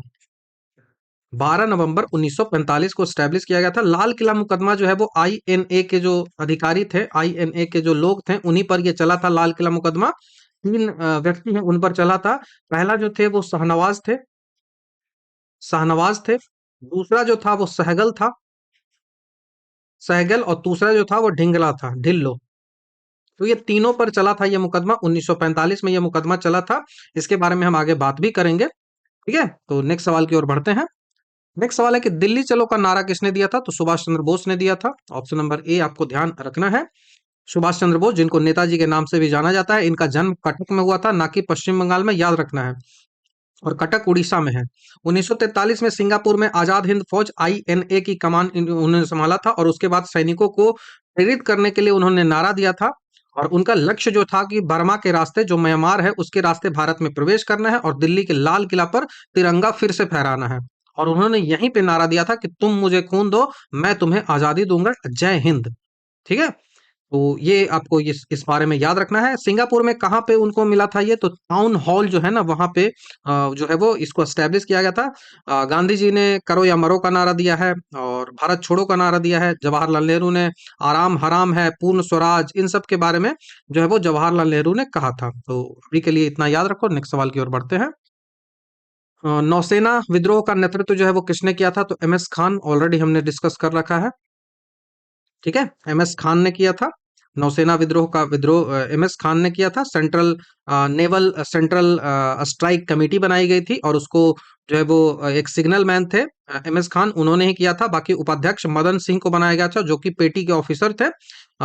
विद्रोह किस लिए हुआ था, क्योंकि अच्छा खाना नहीं मिल रहा था, और नाविकों जो होते थे ना, उनको समान वेतन नहीं मिलता था। उनके साथ जो है वो गलत व्यवहार किया जाता था, नस्ल भेद किया जाता था। BC दत्त जो बात करें, तो BC दत्त जो है वो विद्रोह में चिंगारी भड़काने वाले थे, जो HMIS तलवार पर थे, उस पर उन्होंने जो है वो नारा लिख दिया था, उस कारण से। बाकी सरदार वल्लभ भाई पटेल की बात करें तो उन्होंने विद्रोहियों को आत्मसमर्पण करने को कहा था, और इन्हीं के बाद जो है वो आत्मसमर्पण उन्होंने किया भी था। तो ये आपको ध्यान रखना है, जिन्ना के साथ मिलकर किया था। हमने सब कुछ डिस्कस किया है। नेक्स्ट सवाल की ओर बढ़ते हैं। 1946 में भारत आए कैबिनेट मिशन में कितने सदस्य थे, तो ये 3 सदस्य थे। 3 सदस्य थे, आपको ये ध्यान रखना है। Option number B, Pethick Lawrence, AB Alexander, और जो स्टेफर्ड क्रिप्स, ये 3 व्यक्ति थे। जिनमें जो है वो अध्यक्ष की बात करें तो अध्यक्ष जो था, इसका जो अध्यक्ष था वो 3 सदस्यीय कमेटी थी, जिसमें भारत का जो सचिव, जो मिशन का अध्यक्ष भी था और भारत का सचिव भी था, वो पैथिक लॉरेंस था। पैथिक लॉरेंस, ये याद रखना है। बाकी व्यापार बोर्ड का अध्यक्ष जो था वो स्टेफर्ड क्रिप्स था, और जो एबी अलेक्जेंडर था वो फर्स्ट लॉर्ड ऑफ एडमिरलिटी है, मतलब नौसेना का वो मंत्री था। और यह जो मिशन है वो 24 मार्च 1946 को दिल्ली पहुंचा था। 24 मार्च 1946 को यह दिल्ली पहुंचा था, तो ये आपको ध्यान रखना है। उस समय ब्रिटेन के प्रधानमंत्री क्लेमेंट इटली था, उसने ही 1946 में सत्ता को हस्तांतरण करने के लिए इसका गठन जो है वो किया था। ठीक है, बाकी इसका उद्देश्य था कि भारतीय जो नेता हैं ना, उनको संविधान के निर्माण के लिए बातचीत करना और एक संविधान सभा का गठन करना। और कैबिनेट मिशन ने मुस्लिम लीग की जो अलग पाकिस्तान की मांग थी, उसको शुरुआत में अस्वीकार कर दिया था। दैट्स वाई इस पर जो है वो लोगों ने जो भी थे उन्होंने इसको अस्वीकार किया था। ठीक है, तो नेक्स्ट सवाल की ओर बढ़ते हैं। नेक्स्ट सवाल है कि बंबई में नाविक विद्रोह की शुरुआत कब हुई थी? तो सवाल पूछा जाता है बार बार। 18 फरवरी 1946। 18 फरवरी 1946, इस बारे में हमने काफी ऑलरेडी डिस्कस कर रखा है। भारतीय नौसेना का जो विद्रोह था, रिन म्यूटिनी इसको कहा जाता है। भारतीय नौसेना विद्रोह रिन म्यूटिनी है, इसको कहा जाता है। 18 फरवरी 1946 को बंबई में हुआ था। जहाज वो क्या था? तो HMIS तलवार था। नाविकों को दिया जाने वाला खराब खाना था। अंग्रेज अधिकारियों के द्वारा नस्लीय भेद था, ये इसका मेन कारण था। विद्रोह काफी तेजी से सब जगह फैल गया था। MS खान ने इसका नेतृत्व किया था। अध्यक्ष बने थे नेवल सेंट्रल स्ट्राइक कमेटी के, याद आपको रखना है। और आत्मसमर्पण की बात सरदार और जिन्ना के मानने मानने पर किया गया था। और बात करें कि आजाद हिंद फौज के मुकदमे के खिलाफ पहला प्रदर्शन जो है वो 1945 में किया गया था, 21 नवंबर 1945 को। तो नेक्स्ट सवाल की ओर बढ़ते हैं। यहाँ पे इतना ही जानना है। निम्नलिखित में से कौन जो है वो कैबिनेट मिशन का सदस्य नहीं था? तो हमने 3 देखा है, तो विलियम वार्ड यहाँ पे आएंगे ही नहीं। तो ऑप्शन नंबर ए आपको याद रखना है, Pethick Lawrence, Stafford Cripps, AB Alexander. ठीक है। विलियम वार्ड जो था वो इस मिशन का हिस्सा नहीं था, वो एक सामान्य नाम है जो अक्सर छात्रों को भ्रमित करने के लिए दे दिया जाता है। बाकी लॉरेंस, पैथिक लॉरेंस याद रख लो, स्टेफर्ड क्रिप्स याद रख लो और अलेक्जेंडर याद रख लो आपको। ठीक है, नेक्स्ट सवाल की ओर बढ़ते हैं। कांग्रेस के कौन से उदारवादी नेता जो थे वो ब्रिटिश हाउस ऑफ कॉमन्स के सदस्य रह चुके थे? ब्रिटिश हाउस ऑफ कॉमन्स के सदस्य कौन रहे थे? तो दादा भाई नौरोजी रहे थे। ऑप्शन नंबर सी यहां से आपका आंसर बनेगा, दादा भाई नौरोजी। दादा भाई नौरोजी को grand old man of India भी कहा जाता है। ब्रिटिश संसद जो हाउस ऑफ कॉमन्स होता है उसके लिए चुने जाने वाले पहले भारतीय भी थे और पहले एशियाई भी थे। वो लिबरल पार्टी से चुने गए थे, लिबरल पार्टी से। ठीक है, लिबरल पार्टी, लिबरल पार्टी है उनसे चुने गए थे। और फिर जो है वो लिबरल पार्टी से टिकट मिला था। और उस उन्होंने जो सीट जीता था वो कौन सा सीट जीता था? तो वो सीट जीता था उन्होंने फिन्सबरी सेंट्रल का। कहाँ का? Finsbury central. फिन्सबरी सेंट्रल का कब जीता था? तो ये समय है 1892 का। 1892 का ये समय है, आपको ये ध्यान रखना है। उन्होंने ब्रिटिश संसद के जो संसद में भारत की गरीबी और औपनिवेशिक शोषण जो है, ड्रेनेज ऑफ वेल्थ थ्योरी है, उसका मुद्दा भी इसी समय उन्होंने उठाया था। और poverty and un British rule in India जो है वो इनकी किताब है, जिसको 1901 में प्रकाशित किया गया था। ये जो है वो कांग्रेस के 3 बार अध्यक्ष रह चुके हैं। ये भी बहुत इंपॉर्टेंट क्वेश्चन हो जाता है। बाकी और बात करें तो लाला लाजपत राय जो है वो गरम दल के नेता है। और जो गोपाल कृष्ण गोखले की बात करें तो वो लिबरल नेता थे, उदारवादी थे। उन्होंने इंपीरियल लेजिस्लेटिव काउंसिल जो भारत है उसके सदस्य थे और ब्रिटिश संसद में वो नहीं गए थे। ठीक है, तो वो क्या थे? तो वो इंपीरियल लेजिस्लेटिव काउंसिल के सदस्य थे गोखले। सुरेंद्र नाथ बनर्जी की बात करें तो इन्होंने चुनाव लड़ने का प्रयास किया था। और WC बनर्जी, इन्हें कहा जाता है WC बनर्जी ने भी, लेकिन जीत ऐसा नहीं हुआ था इनका। सुरेंद्र नाथ बनर्जी जो है वो ये सब नहीं जीते थे, दादा भाई नौरोजी ही जीते थे। तो ध्यान रखिएगा। नेक्स्ट सवाल की ओर बढ़ते हैं। नेक्स्ट सवाल है कि 1937 में कांग्रेस मंत्रिमंडल ने कितने प्रांतों में अपनी सरकार जो है वो बनाई थी? तो ये जो सरकार बनी थी वो 8 जगह बनी थी, लेकिन आपको याद रखना है कि 5 जगह बहुमत मिला था और 3 जगह जो है वो जो गठबंधन वाली सरकार बनी थी। भारत शासन अधिनियम 1935 के तहत 1937 में 11 प्रांतों में चुनाव हुआ था। 11 जो प्रोविंस थे वहां पे चुनाव हुआ था। किस अधिनियम के तहत? तो 1935 के अधिनियम के तहत ये चुनाव हुआ था, जिसमें से 5 जो प्रांत थे वहां पे पूर्ण बहुमत इनको मिला था। पहला जो है वो मद्रास में मिला था। दूसरा जो है वो संयुक्त प्रांत में मिला था, जिसको यूपी कह लो, संयुक्त प्रांत में मिला था। और सी जो है वो आप रह सकते हो MP में मिला था, मध्य प्रांत में मिला था, जिसको मध्य प्रदेश कह लो। और डी जो है वो मिला था बिहार में। और ई जो है वो मिला था उड़ीसा में। तो मद्रास, संयुक्त प्रांत, मध्य प्रांत, बिहार और उड़ीसा, यहाँ पे बहुमत की सरकार, पूरी तरीके से बहुमत की सरकार थी। बाकी मुंबई जो था वहां पे थोड़े बहुमत से थोड़ा कम था, लेकिन अन्य लोगों के समर्थन के साथ यहाँ सरकार बन गई थी। और बाद में गठबंधन के बाद जो है वो पश्चिमोत्तर सीमा प्रांत जो है और उसी के साथ साथ आसाम है, वहां पे भी कांग्रेस ने गठबंधन के साथ सरकार जो है वो बनाई थी। तो कहाँ कहाँ, तो पहला जो है वो बम्बई, दूसरा जो है वो नॉर्थ वेस्ट फ्रंटियल जो था वहां पे, पश्चिमोत्तर प्रांतीय जो सीमा थी वहां पे पश्चिमोत्तर सीमा प्रांत, और उसके साथ सी जो है वो असम में। तो यहाँ गठबंधन के साथ इन्होंने सरकार बनाई थी, तो कुल 8 प्रांतों में सरकार बनी थी। अपना मंत्रिमंडल जो है वो गठित किया गया था। केवल पंजाब, बंगाल, सिंध ये जो जगह थे वो गैर कांग्रेसी थे। कौन सा? तो पंजाब, पंजाब के बाद कहाँ? तो पंजाब के बाद बंगाल, बंगाल और बंगाल के बाद कहाँ? तो बंगाल के बाद सिंध। यही 3 जगह है ये गैर कांग्रेसी थी, अदरवाइज हर जगह कांग्रेस ही था। तो 8 जगह और 3 जगह ये जो है वो 8 3 11 हो गया ना। तो 3 जगह जो है वो गैर कांग्रेसी नॉन कांग्रेस, और इधर जो है वो 8 जगह कांग्रेस की सरकार जो है वो बनी थी। शुरुआत में ना 6 जगह पे बनी थी, 5 में बहुमत और एक जो है वो बंबई बिना बहुमत वाली, 1 प्लस 5 ऐसे बनी थी 6 जगह। बाकी बाद में और जगह जुड़ते चली गई इसमें। ये जो है वो इनके कार्यकाल की बात करें तो ये मंत्रिमंडल जो है वो 28 महीने तक रहा था। महीने तक 28 महीने तक ये रहा था। उसके बाद इसने इस्तीफा दे दिया था, क्योंकि द्वितीय विश्व युद्ध में भारतीयों को इनके बिना सहमति के भेज दिया गया था। इस कारण से इस दिन इस्तीफा दे दिया, और जिस दिन इस्तीफा दिया उसी दिन जो है वो मुक्ति दिवस के रूप में मनाया गया था। किसके द्वारा? तो मुक्ति दिवस के रूप में मनाया गया था मुस्लिम लीग के द्वारा। आपको मैंने इस बारे में काफी डिटेल से बताया है। नेक्स्ट सवाल की ओर बढ़ते हैं। निम्नलिखित घटनाओं में घटित वर्ष के कलम काल के अनुसार आपको सजाना है कि कौन पहले आएगा। तो देखो, सबसे पहले आती है रूस रशियन रिवॉल्यूशन। तो रशियन रिवॉल्यूशन 1917 में हुआ है। आपको पता है 1917 में लेनिन के नेतृत्व में ये हुआ था। यूएसएसआर का जो डिसोल्यूशन हुआ है, ये खत्म यूएसएसआर कब हुआ है? तो वो 1990 में हुआ है। 1990 या फिर 1991 वालों, 90 क्यों, 1991 में हुआ है। यूएसएसआर जो है वो खत्म हुआ है 1991 में। सोवियत संघ टूटा 26 दिसंबर 1991 को। उसके बाद जो Soviet union invasion of Afghanistan, तो अफगानिस्तान में सोवियत यूनियन का जो आक्रमण हुआ था वो इन्वेजन कब हुआ था? तो वो 1979 में हुआ था। 1979 में। और बर्लिन की जो दीवार है वो कब गिराई गई थी? तो बर्लिन की दीवार जो है वो गिराई गई थी 1989 में। 1989 में ये कब गिराया गया था? तो ये शीत युद्ध की समाप्ति का ये संकेत था। ये क्या था?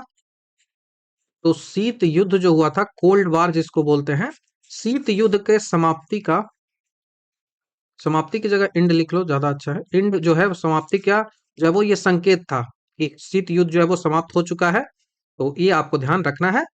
तो ये जो क्रम आपका बनेगा वो सबसे पहले कौन बनेगा? तो सबसे पहले जो आएगा वो सही क्रम में सबसे पहले आएगा ऑप्शन नंबर 1, रूसियन रिवॉल्यूशन। और 1 जब आएंगे तो उसके बाद तीसरा आएगा 1979। उसके बाद जो है वो चौथा आएगा वो बर्लिन की दीवार। उसके बाद पांचवा आएगा डिसोल्यूशन ऑफ यूएसएसआर। तो ये आपको ध्यान रखना होगा। नेक्स्ट सवाल की ओर बढ़ते हैं। भारत विभाजन के संदर्भ में कौन सा कथन जो है वो असत्य है? कौन सा असत्य है, करेक्ट नहीं है, इनकरेक्ट है, इसकी बात हो रही है। तो बात करते हैं, भारत और पाकिस्तान को दो संप्रभु राष्ट्र है बनाया गया। संप्रभु मतलब सोवरेन नेशन बनाया गया, तो यस इट इज करेक्ट। दूसरा सवाल है कि पंजाब और बंगाल प्रांत को धर्म के आधार पर बांटा गया, तो yes it is also correct. उसके बाद है कि द्विराष्ट्र का सिद्धांत जो है वो लागू हुआ, तो yes it is also correct. उसके बाद पूर्वी पाकिस्तान और पश्चिमी पाकिस्तान एक साथ नहीं था, ये गलत हो जाएगा, वो एक साथ ही था। ये तो 1971 में जब युद्ध हुआ तब जो है वो बांग्लादेश आजाद हुआ, और वो जो है वो जो पूर्वी पाकिस्तान था उसको बांग्लादेश नाम दे दिया गया। ठीक है, तो ये आपको ध्यान रखना होगा। 1947 में जब डिवीजन हुआ था तो उस डिवीजन के तहत पाकिस्तान को पूर्वी पाकिस्तान और पश्चिमी पाकिस्तान में बांटा गया था, और वो जो है वो एक ही सिंगल सोवरेन नेशन के रूप में थे। बाकी 1971 में इनको जो है वो जो बांग्लादेश है उसको जो है वो आजाद किया गया, बांग्लादेश जो है वो अलग बन गया। ठीक है, बाकी हमने पूरा जो 3 कथन बताया वो तीनों सही है। तो ये आपको ध्यान रखना होगा। और ये विभाजन जो है वो धर्म के आधार पर ही हुआ था, ये भी सत्य है। नेक्स्ट सवाल की ओर बढ़ते हैं। भारतीय स्वतंत्रता अधिनियम जो है वो कब पारित हुआ था? तो 18 जुलाई को पारित हुआ था 1947। ऑप्शन नंबर ए आपको याद रखना है। इसको जून योजना बोलते हैं या फिर माउंट बेटन योजना बोल लो। 3 जून को, 3 जून योजना इसको या फिर माउंट बेटन योजना इसको बोला जाता है। इस दिन इसी 3 जून योजना जो है, इसी के आधार पर ब्रिटिश संसद में भारतीय स्वतंत्रता विधेयक जो है वो पेश किया गया था। पेश किस दिन किया गया था? तो 4 जुलाई को। 4 जुलाई को पेश किया गया था, याद रखना है। 4 जुलाई 1947 को ये पेश हुआ था, 1947 को। उसके बाद ये पारित कब हुआ था? ये पारित जो हुआ था वो 18 जुलाई 1947 को हुआ था। 18 जुलाई 1947 को पारित हुआ था। किंग जॉर्ज पंचम सिक्स छठा, किंग जॉर्ज छठा, राजा जो था किंग जॉर्ज 6, ये था। और जो शाही रॉयल जो असेंट मिलता है ना, वो 18 जुलाई 1947 को ही मिला था। और 4 जुलाई को पेश किया गया था। और 3 जून योजना बोली जाती है, माउंटबेटन की योजना 3 जून योजना बोली जाती है, ये आपको ध्यान होना चाहिए। और 15 अगस्त 1947 को भारत और पाकिस्तान नामक दो जो डोमिनियन स्टेट्स हैं वो बना दी गई थी। ठीक है। और बाकी जो भी डेट्स हैं वो मैंने बता दिया है। और 20 फरवरी 1947 याद रख लो। 20 फरवरी 1947 जो है, इस दिन क्लेमेंट एटली की घोषणा आई थी कि जून 1948 तक अंग्रेज भारत छोड़ देंगे। इस दिन क्लेमेंट एटली की घोषणा आई थी कि जून 1948 तक अंग्रेज जो है वो भारत को छोड़कर चले जाएंगे। तो ये आपको ध्यान होना चाहिए। ठीक है, तो नेक्स्ट सवाल की ओर बढ़ते हैं। निम्न में से कौन जो है वो संविधान निर्मात्री सभा का सदस्य नहीं था? संविधान निर्माण करने वाली जो सभा थी उसका सदस्य जो है वो कौन नहीं था, ये सवाल पूछा जा रहा है। तो जो कॉन्स्टिट्यूएंट असेंबली थी उसके सदस्य में मोहम्मद अली जिन्ना जो है वो नहीं थे। ऑप्शन नंबर ए हमारा यहाँ से सही हो जाएगा। भारतीय जो संविधान सभा में देश के लगभग सभी बड़े नेता हैं वो शामिल थे, लेकिन दो आपको मिल जाएगा वो शामिल नहीं थे। पहला तो मोहम्मद अली जिन्ना हो गया, और दूसरा जो है वो गांधी। गांधी भी इसमें शामिल नहीं थे। मुस्लिम लीग ने भारतीय संविधान का बहिष्कार किया था, और बाद में जिन्ना जो है वो पाकिस्तान के संविधान सभा के अध्यक्ष बने थे, और वे भारत के संविधान सभा का हिस्सा नहीं थे। जवाहरलाल नेहरू जो है वो थे, वो संघ शक्ति समिति के अध्यक्ष थे। मौलाना अबुल कलाम आजाद प्रमुख सदस्य थे इसके।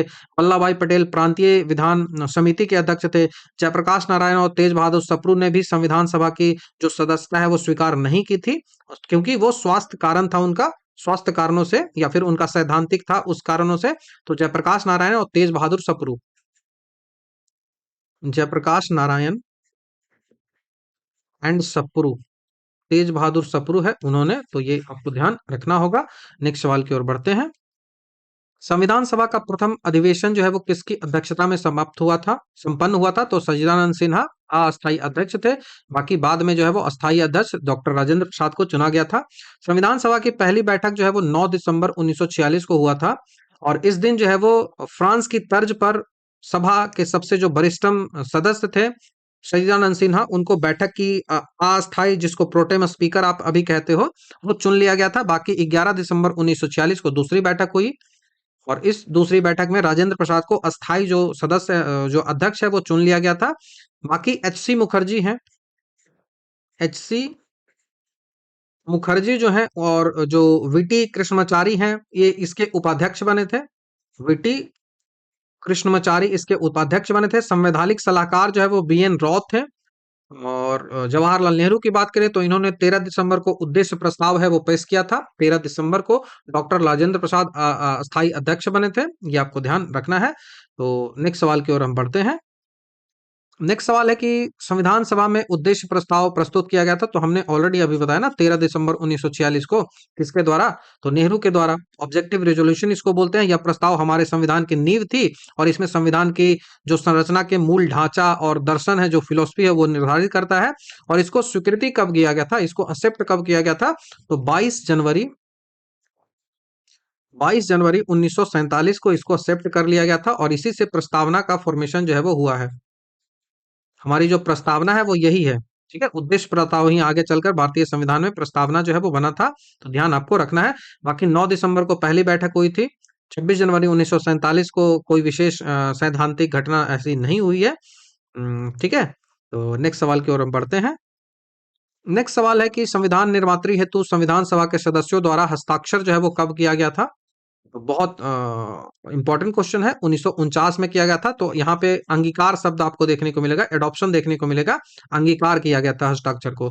तो संविधान निर्माण की जो प्रक्रिया है वो 26 नवंबर 26 नवंबर 1949 है, इसको पूरी हो गई थी जब संविधान सभा ने इसे जो अडॉप्ट कर लिया था और अधिनियमित कर लिया था। इस दिन जो सभा के अध्यक्ष डॉक्टर राजेंद्र प्रसाद थे, उसने इस पर हस्ताक्षर किए। तो ये आपको ध्यान रखना है। फिर उसके बाद जो है वो बाद में जो है वो सब हस्ताक्षर इस पर करते गए। सदस्यों का हस्ताक्षर की यदि बात करें तो सभी सदस्यों के अंतिम हस्ताक्षर के बारे में कहें तो 24 जनवरी 1950 को ये हुआ था। 24 जनवरी 1950 को सभी जो है वो हस्ताक्षर किए थे।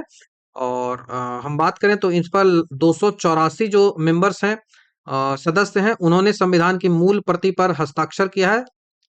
284 लोगों के साइन आपको मिल जाएंगे, तो ये आपको ध्यान रखना होगा, बहुत इंपॉर्टेंट है। 26 जनवरी 1950 से संविधान जो हमारा है वो पूरी तरीके से लागू किया गया था और पहली सदन का संसद का जो गठन है वो 1952 में किया गया था।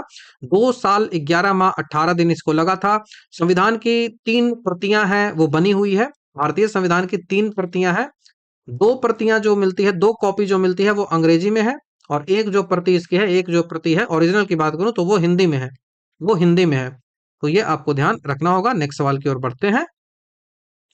कैबिनेट मिशन प्लान की योजना के तहत संविधान सभा का गठन कब किया गया था? तो कैबिनेट मिशन के तहत संविधान सभा का गठन नवंबर 1946 में किया गया था। नवंबर 1946, ऑप्शन नंबर बी आपको ध्यान रखना है।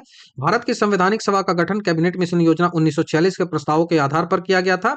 आ, जो संविधान सभा के लिए चुनाव जो है वो जुलाई अगस्त 1946 में हुए थे और संविधान सभा का विधिवत गठन जो है वो नवंबर 1946 में हुआ था। इसके गठन के तुरंत बाद 9 दिसंबर 1946 को इसकी पहली बैठक होती है। बाकी हमने डिटेल से आपको बता रखा है। इसमें कुल जो है वो 389 सदस्य जो थे और विभाजन के बाद 299 रह गए थे। तो ये आपको ध्यान रखना होगा, बहुत इंपॉर्टेंट है। नेक्स्ट सवाल की ओर बढ़ते हैं। नेक्स्ट सवाल है कि 1946 ईस्वी में उद्देश्यों से संबंधित जो प्रस्ताव था उसकी रचना किसने की थी? तो उद्देश्य प्रस्ताव जवाहरलाल नेहरू। इंपॉर्टेंट क्वेश्चन है, ऑप्शन नंबर डी आपको ध्यान रखना होगा।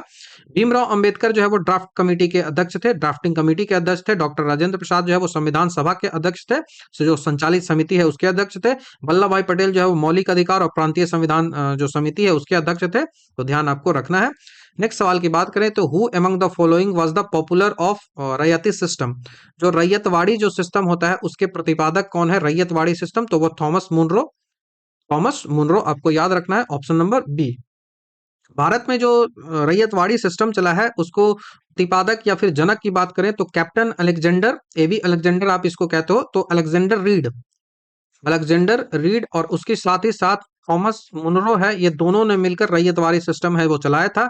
सबसे पहले यदि बात करें तो कैप्टन रीड जो है ना, रीड बोल रहा हूँ, थॉमस मुनरो ने सबसे पहले थॉमस मुनरो और कैप्टन रीड अलग अलग चलाते हैं। तो सबसे पहले कैप्टन रीड ने, जो कैप्टन रीड है उसने 1792 में तमिलनाडु का जगह है जिसको बराह महल बोलते हैं, बाराह, बारह महल, बराह नहीं बारह महल, बारह महल तमिलनाडु का जगह है। यहीं पे 1792 ईस्वी में पहली बार कैप्टन रीड ने इसको यूज किया था। बाद में मद्रास का जो गवर्नर बना थॉमस मुनरो, तो थॉमस मुनरो ने बाद में इसको जो है वो थॉमस मुनरो ने 1820 में पूरे मद्रास प्रेसिडेंसी था, मद्रास जो प्रेसिडेंसी थी वहां पे पूरी तरीके से इसको यूज किया था। बाद में इसको बॉम्बे में भी यूज किया गया था।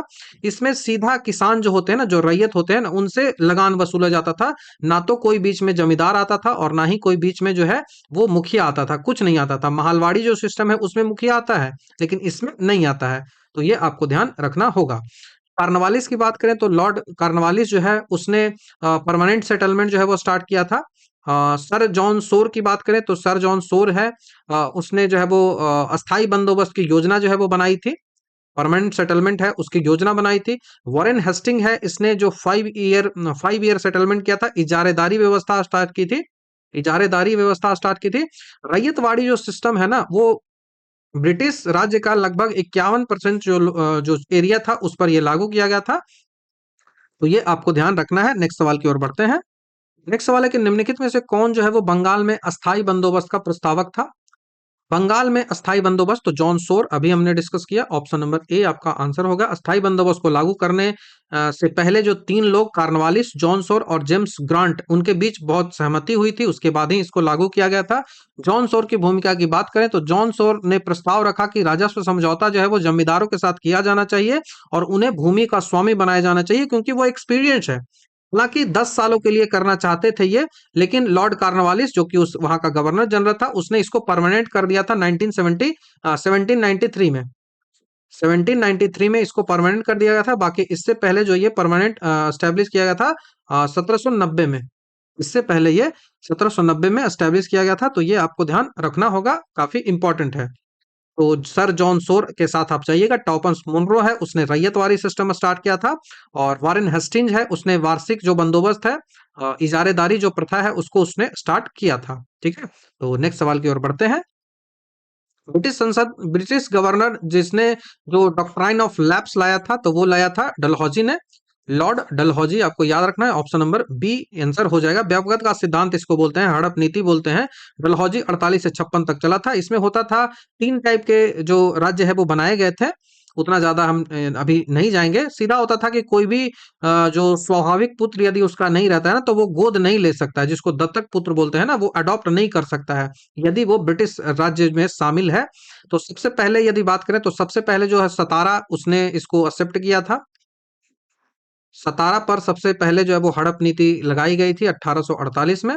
बाकी फिर जैतपुर, संबलपुर, बघाट, उदयपुर, झांसी पूछा जाता है, झांसी। झांसी पर जो लगाया गया था वो लगाया गया था 1853 में। नागपुर पर लगाया गया था 1854 में। तो ये सब पूछ लिया जाता है, तो याद रखिएगा। वॉरेन हेस्टिंग ने रिंग ऑफ फेंस लगाया था। वॉरेन हेस्टिंग ने रिंग ऑफ फेंस इसने लगाया था। जो घेर की नीति है वो कहा गया था। लॉर्ड कर्जन ने बंगाल विभाजन किया था। और डॉक्ट्राइन ऑफ लैप्स डलहौजी ने किया था। ध्यान रखना है। नेक्स्ट सवाल की ओर बढ़ते हैं। किस ब्रिटिश गवर्नर जनरल पर महाभियोग का मुकदमा जो है वो चलाया गया था? महाभियोग का मतलब जो है वो इम्पीचमेंट किस पर चलाया गया था? इम्पीचमेंट जो है वो लॉर्ड वारेन हेस्टिंग पर चलाया गया था। वारेन हेस्टिंग पर, जब वो इंग्लैंड गया था लौट कर, तो उस पर मुकदमा यह चला था। वारेन हेस्टिंग जो था वो बंगाल का प्रथम गवर्नर जनरल था, 73 से लेकर 85 तक था। महाभियोग किस बारे में चला था? तो जब वह भारत से वापस इंग्लैंड लौटा, तो उस पर भ्रष्टाचार का मामला चला था, करप्शन का। करप्शन का उस पर मामला चला था। उसी के साथ साथ रोहिला युद्ध जो था, नंद कुमार की फांसी, और अवध की जो बेगमों के साथ दुर्व्यवहार जो किया गया था, उसी को लेकर इम्पीचमेंट जो है वो चलाया गया था। इम्पीचमेंट चलाया था किसने? प्रस्ताव किसने डाला था? इम्पीचमेंट चलाने का प्रस्तावक कौन था? तो Edmund Burke. Edmund Burke. Edmund Burke जो है वो, उसी ने रिजोल्यूशन जो है वो महाभियोग का दिया था। परिणामतः मुकदमा जो है वो 7 साल तक चला था, लेकिन उसको आरोप से बरित कर दिया गया था। ये जो है वो आरोप उस पर साबित नहीं हुआ था, ये आपको ध्यान रखना होगा। भ्रष्टाचार और अत्याचार का जो है वो आरोप था, बाकी उसको एक्विट कर दिया गया था। कार्नवालिस जो है वो भारत में 2 बार आया था, और उसकी जो मृत्यु है वो गाजीपुर में हुई थी। और वेलेजली की बात करें तो उसने सहायक संधि जो है वो स्टार्ट किया था। हमने इस बारे में बहुत डिटेल से डिस्कस ऑलरेडी कर रखा है। सर्वोच्चता की नीति किसने जो स्टार्ट की थी? पारामाउंटेंसी की नीति किसने स्टार्ट की थी? तो वॉरेन हेस्टिंग। यहाँ के अनुसार चलोगे, विकल्प के अनुसार Warren Hasting, option number D. जो पॉलिसी ऑफ परमाउंटेंसी है, इसकी शुरुआत यदि स्पष्ट रूप से हम बात करें, तो लॉर्ड हेस्टिंग था। लॉर्ड हेस्टिंग था, जिसने 1813 से 23 के समय में मानी जाती है, जिन्होंने घोषणा की थी कंपनी की सत्ता है वो सर्वोच्च है। ठीक है, लेकिन विकल्प में लॉर्ड हेस्टिंग नहीं लिखा हुआ है, यहाँ पे लिखा हुआ है वारेन हेस्टिंग। और वारेन हेस्टिंग का समय कब है? वारेन हेस्टिंग का समय 1773 से लेकर 1785 है। तो कई बार वारेन हेस्टिंग और लॉर्ड हेस्टिंग दोनों को लेकर कंफ्यूजन हो जाता है। तो वारेन हेस्टिंग को ब्रिटिश सत्ता के विस्तार के रूप में इस नीति से जोड़ दिया जाता है, क्योंकि उसने मुगल सम्राट का पेंशन जो है वो बंद कर दिया था और खुद को सर्वोच्च मानना शुरू कर दिया था। लेकिन वारेन हेस्टिंग यहाँ पे नहीं आएगा, यहाँ पे लॉर्ड हेस्टिंग आएगा। लॉर्ड हेस्टिंग जो है वो पार्लियामेंटेसी से संबंधित हो जाता है। तो यदि आपको यहां से चुनना हो आंसर, तो वारेन हेस्टिंग के साथ जा सकते हो। लेकिन आपको हो ऑप्शन, तो लॉर्ड हेस्टिंग के साथ जाइएगा, वो ज्यादा बेटर होगा। ठीक है। लॉर्ड क्लाइव की बात करें तो इन्होंने जो है वो ब्रिटिश शासन की नींव रखी थी, द्वैध शासन चलाया था। ठीक है। यदि हम बात करें कुछ पॉलिसीज की, तो रिंग ऑफ फेंस जो है वो किसने चलाया था? तो वारेन हेस्टिंग ने। सहायक संधि किसने चलाया था? तो वेलेजली ने। जो सबॉर्डिनेट आइसोलेशन की बात करें तो लॉर्ड हेस्टिंग ने किया था। अधीनस्थ या फिर प्राथर्क, तो वो लॉर्ड हेस्टिंग ने किया था। तो ये आपको ध्यान रखना होगा। तो वारेन हेस्टिंग तभी चुनना है जब लॉर्ड हेस्टिंग ऑप्शन में ना हो तो। नेक्स्ट सवाल की ओर बढ़ते हैं। 1861 में भारतीय परिषद अधिनियम के समय वायसराय जो है वो कौन था? तो लॉर्ड कैनिन था। Lord Canning, option number A हमारा यहाँ से आंसर बनेगा। लॉर्ड कैनिन 1857 के विद्रोह के समय भी वो गवर्नर था। 1857 के बाद वो पहला वायसराय बना था।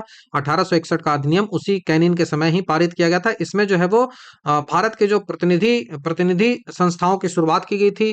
भारत को कानून बनाने में शामिल करने दिया गया। कैनिन ने जो पोर्टफोलियो प्रणाली है, विभागीय प्रणाली है, इसको शुरुआत किया था। जो भारत की कैबिनेट व्यवस्था की यहीं से नींव रखता है। तो पोर्टफोलियो जो सिस्टम है ना, पोर्टफोलियो सिस्टम इसी 61 के अधिनियम से चालू किया गया था। यहाँ पे वो जो वायसराय है उसको अध्यादेश जारी करने का पावर भी दे दिया गया था। ठीक है, ये आपको ध्यान रखना होगा। हाँ, बाकी लॉर्ड लॉरेंस है वो निष्क्रिय की नीति के लिए माना जाता है इसको। लॉर्ड लॉरेंस को जो निष्क्रियता की नीति है उसके लिए इसको माना जाता है। तो नेक्स्ट सवाल की ओर हम बढ़ते हैं। ठीक है, नेक्स्ट सवाल है डॉक्ट्राइन ऑफ लैप्स से ही। डॉक्ट्राइन ऑफ लैप्स का सिद्धांत लॉर्ड डलहौजी, हमने काफी डिटेल से इसको डिस्कस भी किया है। व्यपकत का सिद्धांत है, इसके बारे में काफी डिटेल से हमने डिस्कस किया, तो बार बार डिस्कस करने की आवश्यकता है नहीं। बाकी जैतपुर और संबलपुर 1849 में, सतारा 1848 में, बघाट 1850 में, झांसी 1853 में। और अवध का विलय जो है वो इस नीति से नहीं बल्कि वहां पे मिस गवर्नेंस के आधार पर ऑल्ट्रम की रिपोर्ट आई थी, उसके आधार पर 1856 में किया गया था।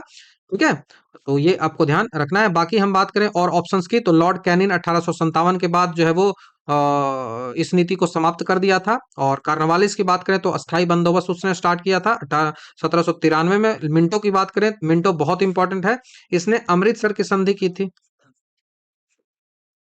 अमृतसर की संधि, ट्रिटी ऑफ अमृतसर कब किया था? तो 1809 में अमृतसर की संधि। उसके बाद सांप्रदायिक निर्वाचन की बात करें तो वो भी मिंटो से ही संबंधित है, 1909 में। तो नेक्स्ट सवाल की ओर बढ़ते हैं। भारत का प्रथम वायसराय कैनिन है, ऑप्शन नंबर डी हमारा यहाँ से आंसर बनेगा। 1857 के विद्रोह के बाद भारत शासन अधिनियम 1858 पारित किया जाता है और इसमें जो है वो क्राउन के अंदर शासन चला जाता है। गवर्नर जनरल जो है वो भारत का, उसको वायसराय का पद दे दिया जाता है और कैनिन को पहला वायसराय जो है वो बना दिया जाता है। याद आपको रखना होगा। वॉरेन हेस्टिंग जो है वो बंगाल के प्रथम गवर्नर जनरल थे। बंगाल का प्रथम गवर्नर जनरल वॉरेन हेस्टिंग था। विलियम बेंटिंग जो है वो वायसराय नहीं, विलियम बेंटिंग जो है वो प्रथम गवर्नर जनरल था, वो भारत का था। ठीक है, बंगाल का प्रथम गवर्नर जनरल की बात करें तो हेस्टिंग होगा। भारत का प्रथम गवर्नर जनरल की बात करें तो विलियम बेंटिंग होगा। ठीक है, ये आपको ध्यान रखना होगा। नेक्स्ट सवाल की ओर बढ़ते हैं। इस ब्रिटिश गवर्नर जनरल ने देश में सती सिस्टम है उसको हटाया था? तो सती सिस्टम को हटाने वाला विलियम बेंटिक था। 1929 में नियम रेगुलेशन जो 17 है उसके तहत हटाया गया था। राजा राम मोहन राय का काफी प्रयास था और सती सिस्टम को हटाया इसने। मानवता के खिलाफ अपराध इसको माना गया। इसकी शुरुआत तो बंगाल प्रेसिडेंसी से हुई थी लेकिन बाद में इसको बॉम्बे और मद्रास दोनों जगह लागू किया गया था। लॉर्ड हेस्टिंग की बात करें तो इसने पिंडारियों का दमन किया था। पिंडारियों जो है, पिंडारी जो होते हैं, लुटेरे टाइप्स आप कह सकते हो, पिंडारियों का दमन किया था। लॉर्ड वेलेस्ली है उसने सहायक संधि, सब्सिडियरी अलायंस, सहायक संधि इसने डाला था। और उसके बाद मेटकॉफ जो है वो भारतीय प्रेस का मुक्तिदाता मेटकॉफ को कहा जाता है। भारतीय प्रेस का मुक्तिदाता इसको कहा जाता है। तो ये आपको ध्यान रखना है, नियम 17 भी याद रखना है। तो ये रहा पूरा वीडियो जहाँ पे हमने जो 200 क्वेश्चन है उनको काफी डिटेल से डिस्कस किया। तो 4 जो पार्ट है वो डिस्कस हो गया है। अब इसके बाद 200 क्वेश्चन बच गया है, 45 क्वेश्चन और बचते हैं। उसके बाद मैं मेडिएवल और मॉडर्न को, मेडिएवल और एनिसेंट को जल्दी ही खत्म करूंगा। दिन और सब्जेक्ट है उनको कंप्लीट कर दूंगा। तो बहुत जल्दी ही मैं सारी चीजों को कंप्लीट कर दूंगा, सारे पीवाईक्यू है को कंप्लीट कर दूंगा। ये आपके जो आपका जो एग्जाम है उसमें ऑलमोस्ट 20 क्वेश्चन आपको तो देगा ही। 20 क्वेश्चन तो आप मान के रखो कि इंक्रीज की मैं बात करूं जहां से छोड़ने की बात आती है तो लगभग 5 क्वेश्चन आपके ये बढ़ाएंगे। और 20 से 25 क्वेश्चन तो आप, मतलब इतना मैं कहूं तो प्रीवियस ईयर के कितने क्वेश्चन आते हैं? तो प्रीवियस ईयर के 40 से 50% जो क्वेश्चन है वो प्रीवियस ईयर में आपको आएंगे। ठीक है, बाकी और जो प्रीवियस ईयर के क्वेश्चन होते हैं वो भी आते हैं। तो 60% तो क्वेश्चन प्रीवियस ईयर ही होता है। ठीक है, तो आई होप कि आपको क्लियर हुआ होगा चीजें। तो thank you very much. Next video में आपसे जल्द ही मिलता हूं।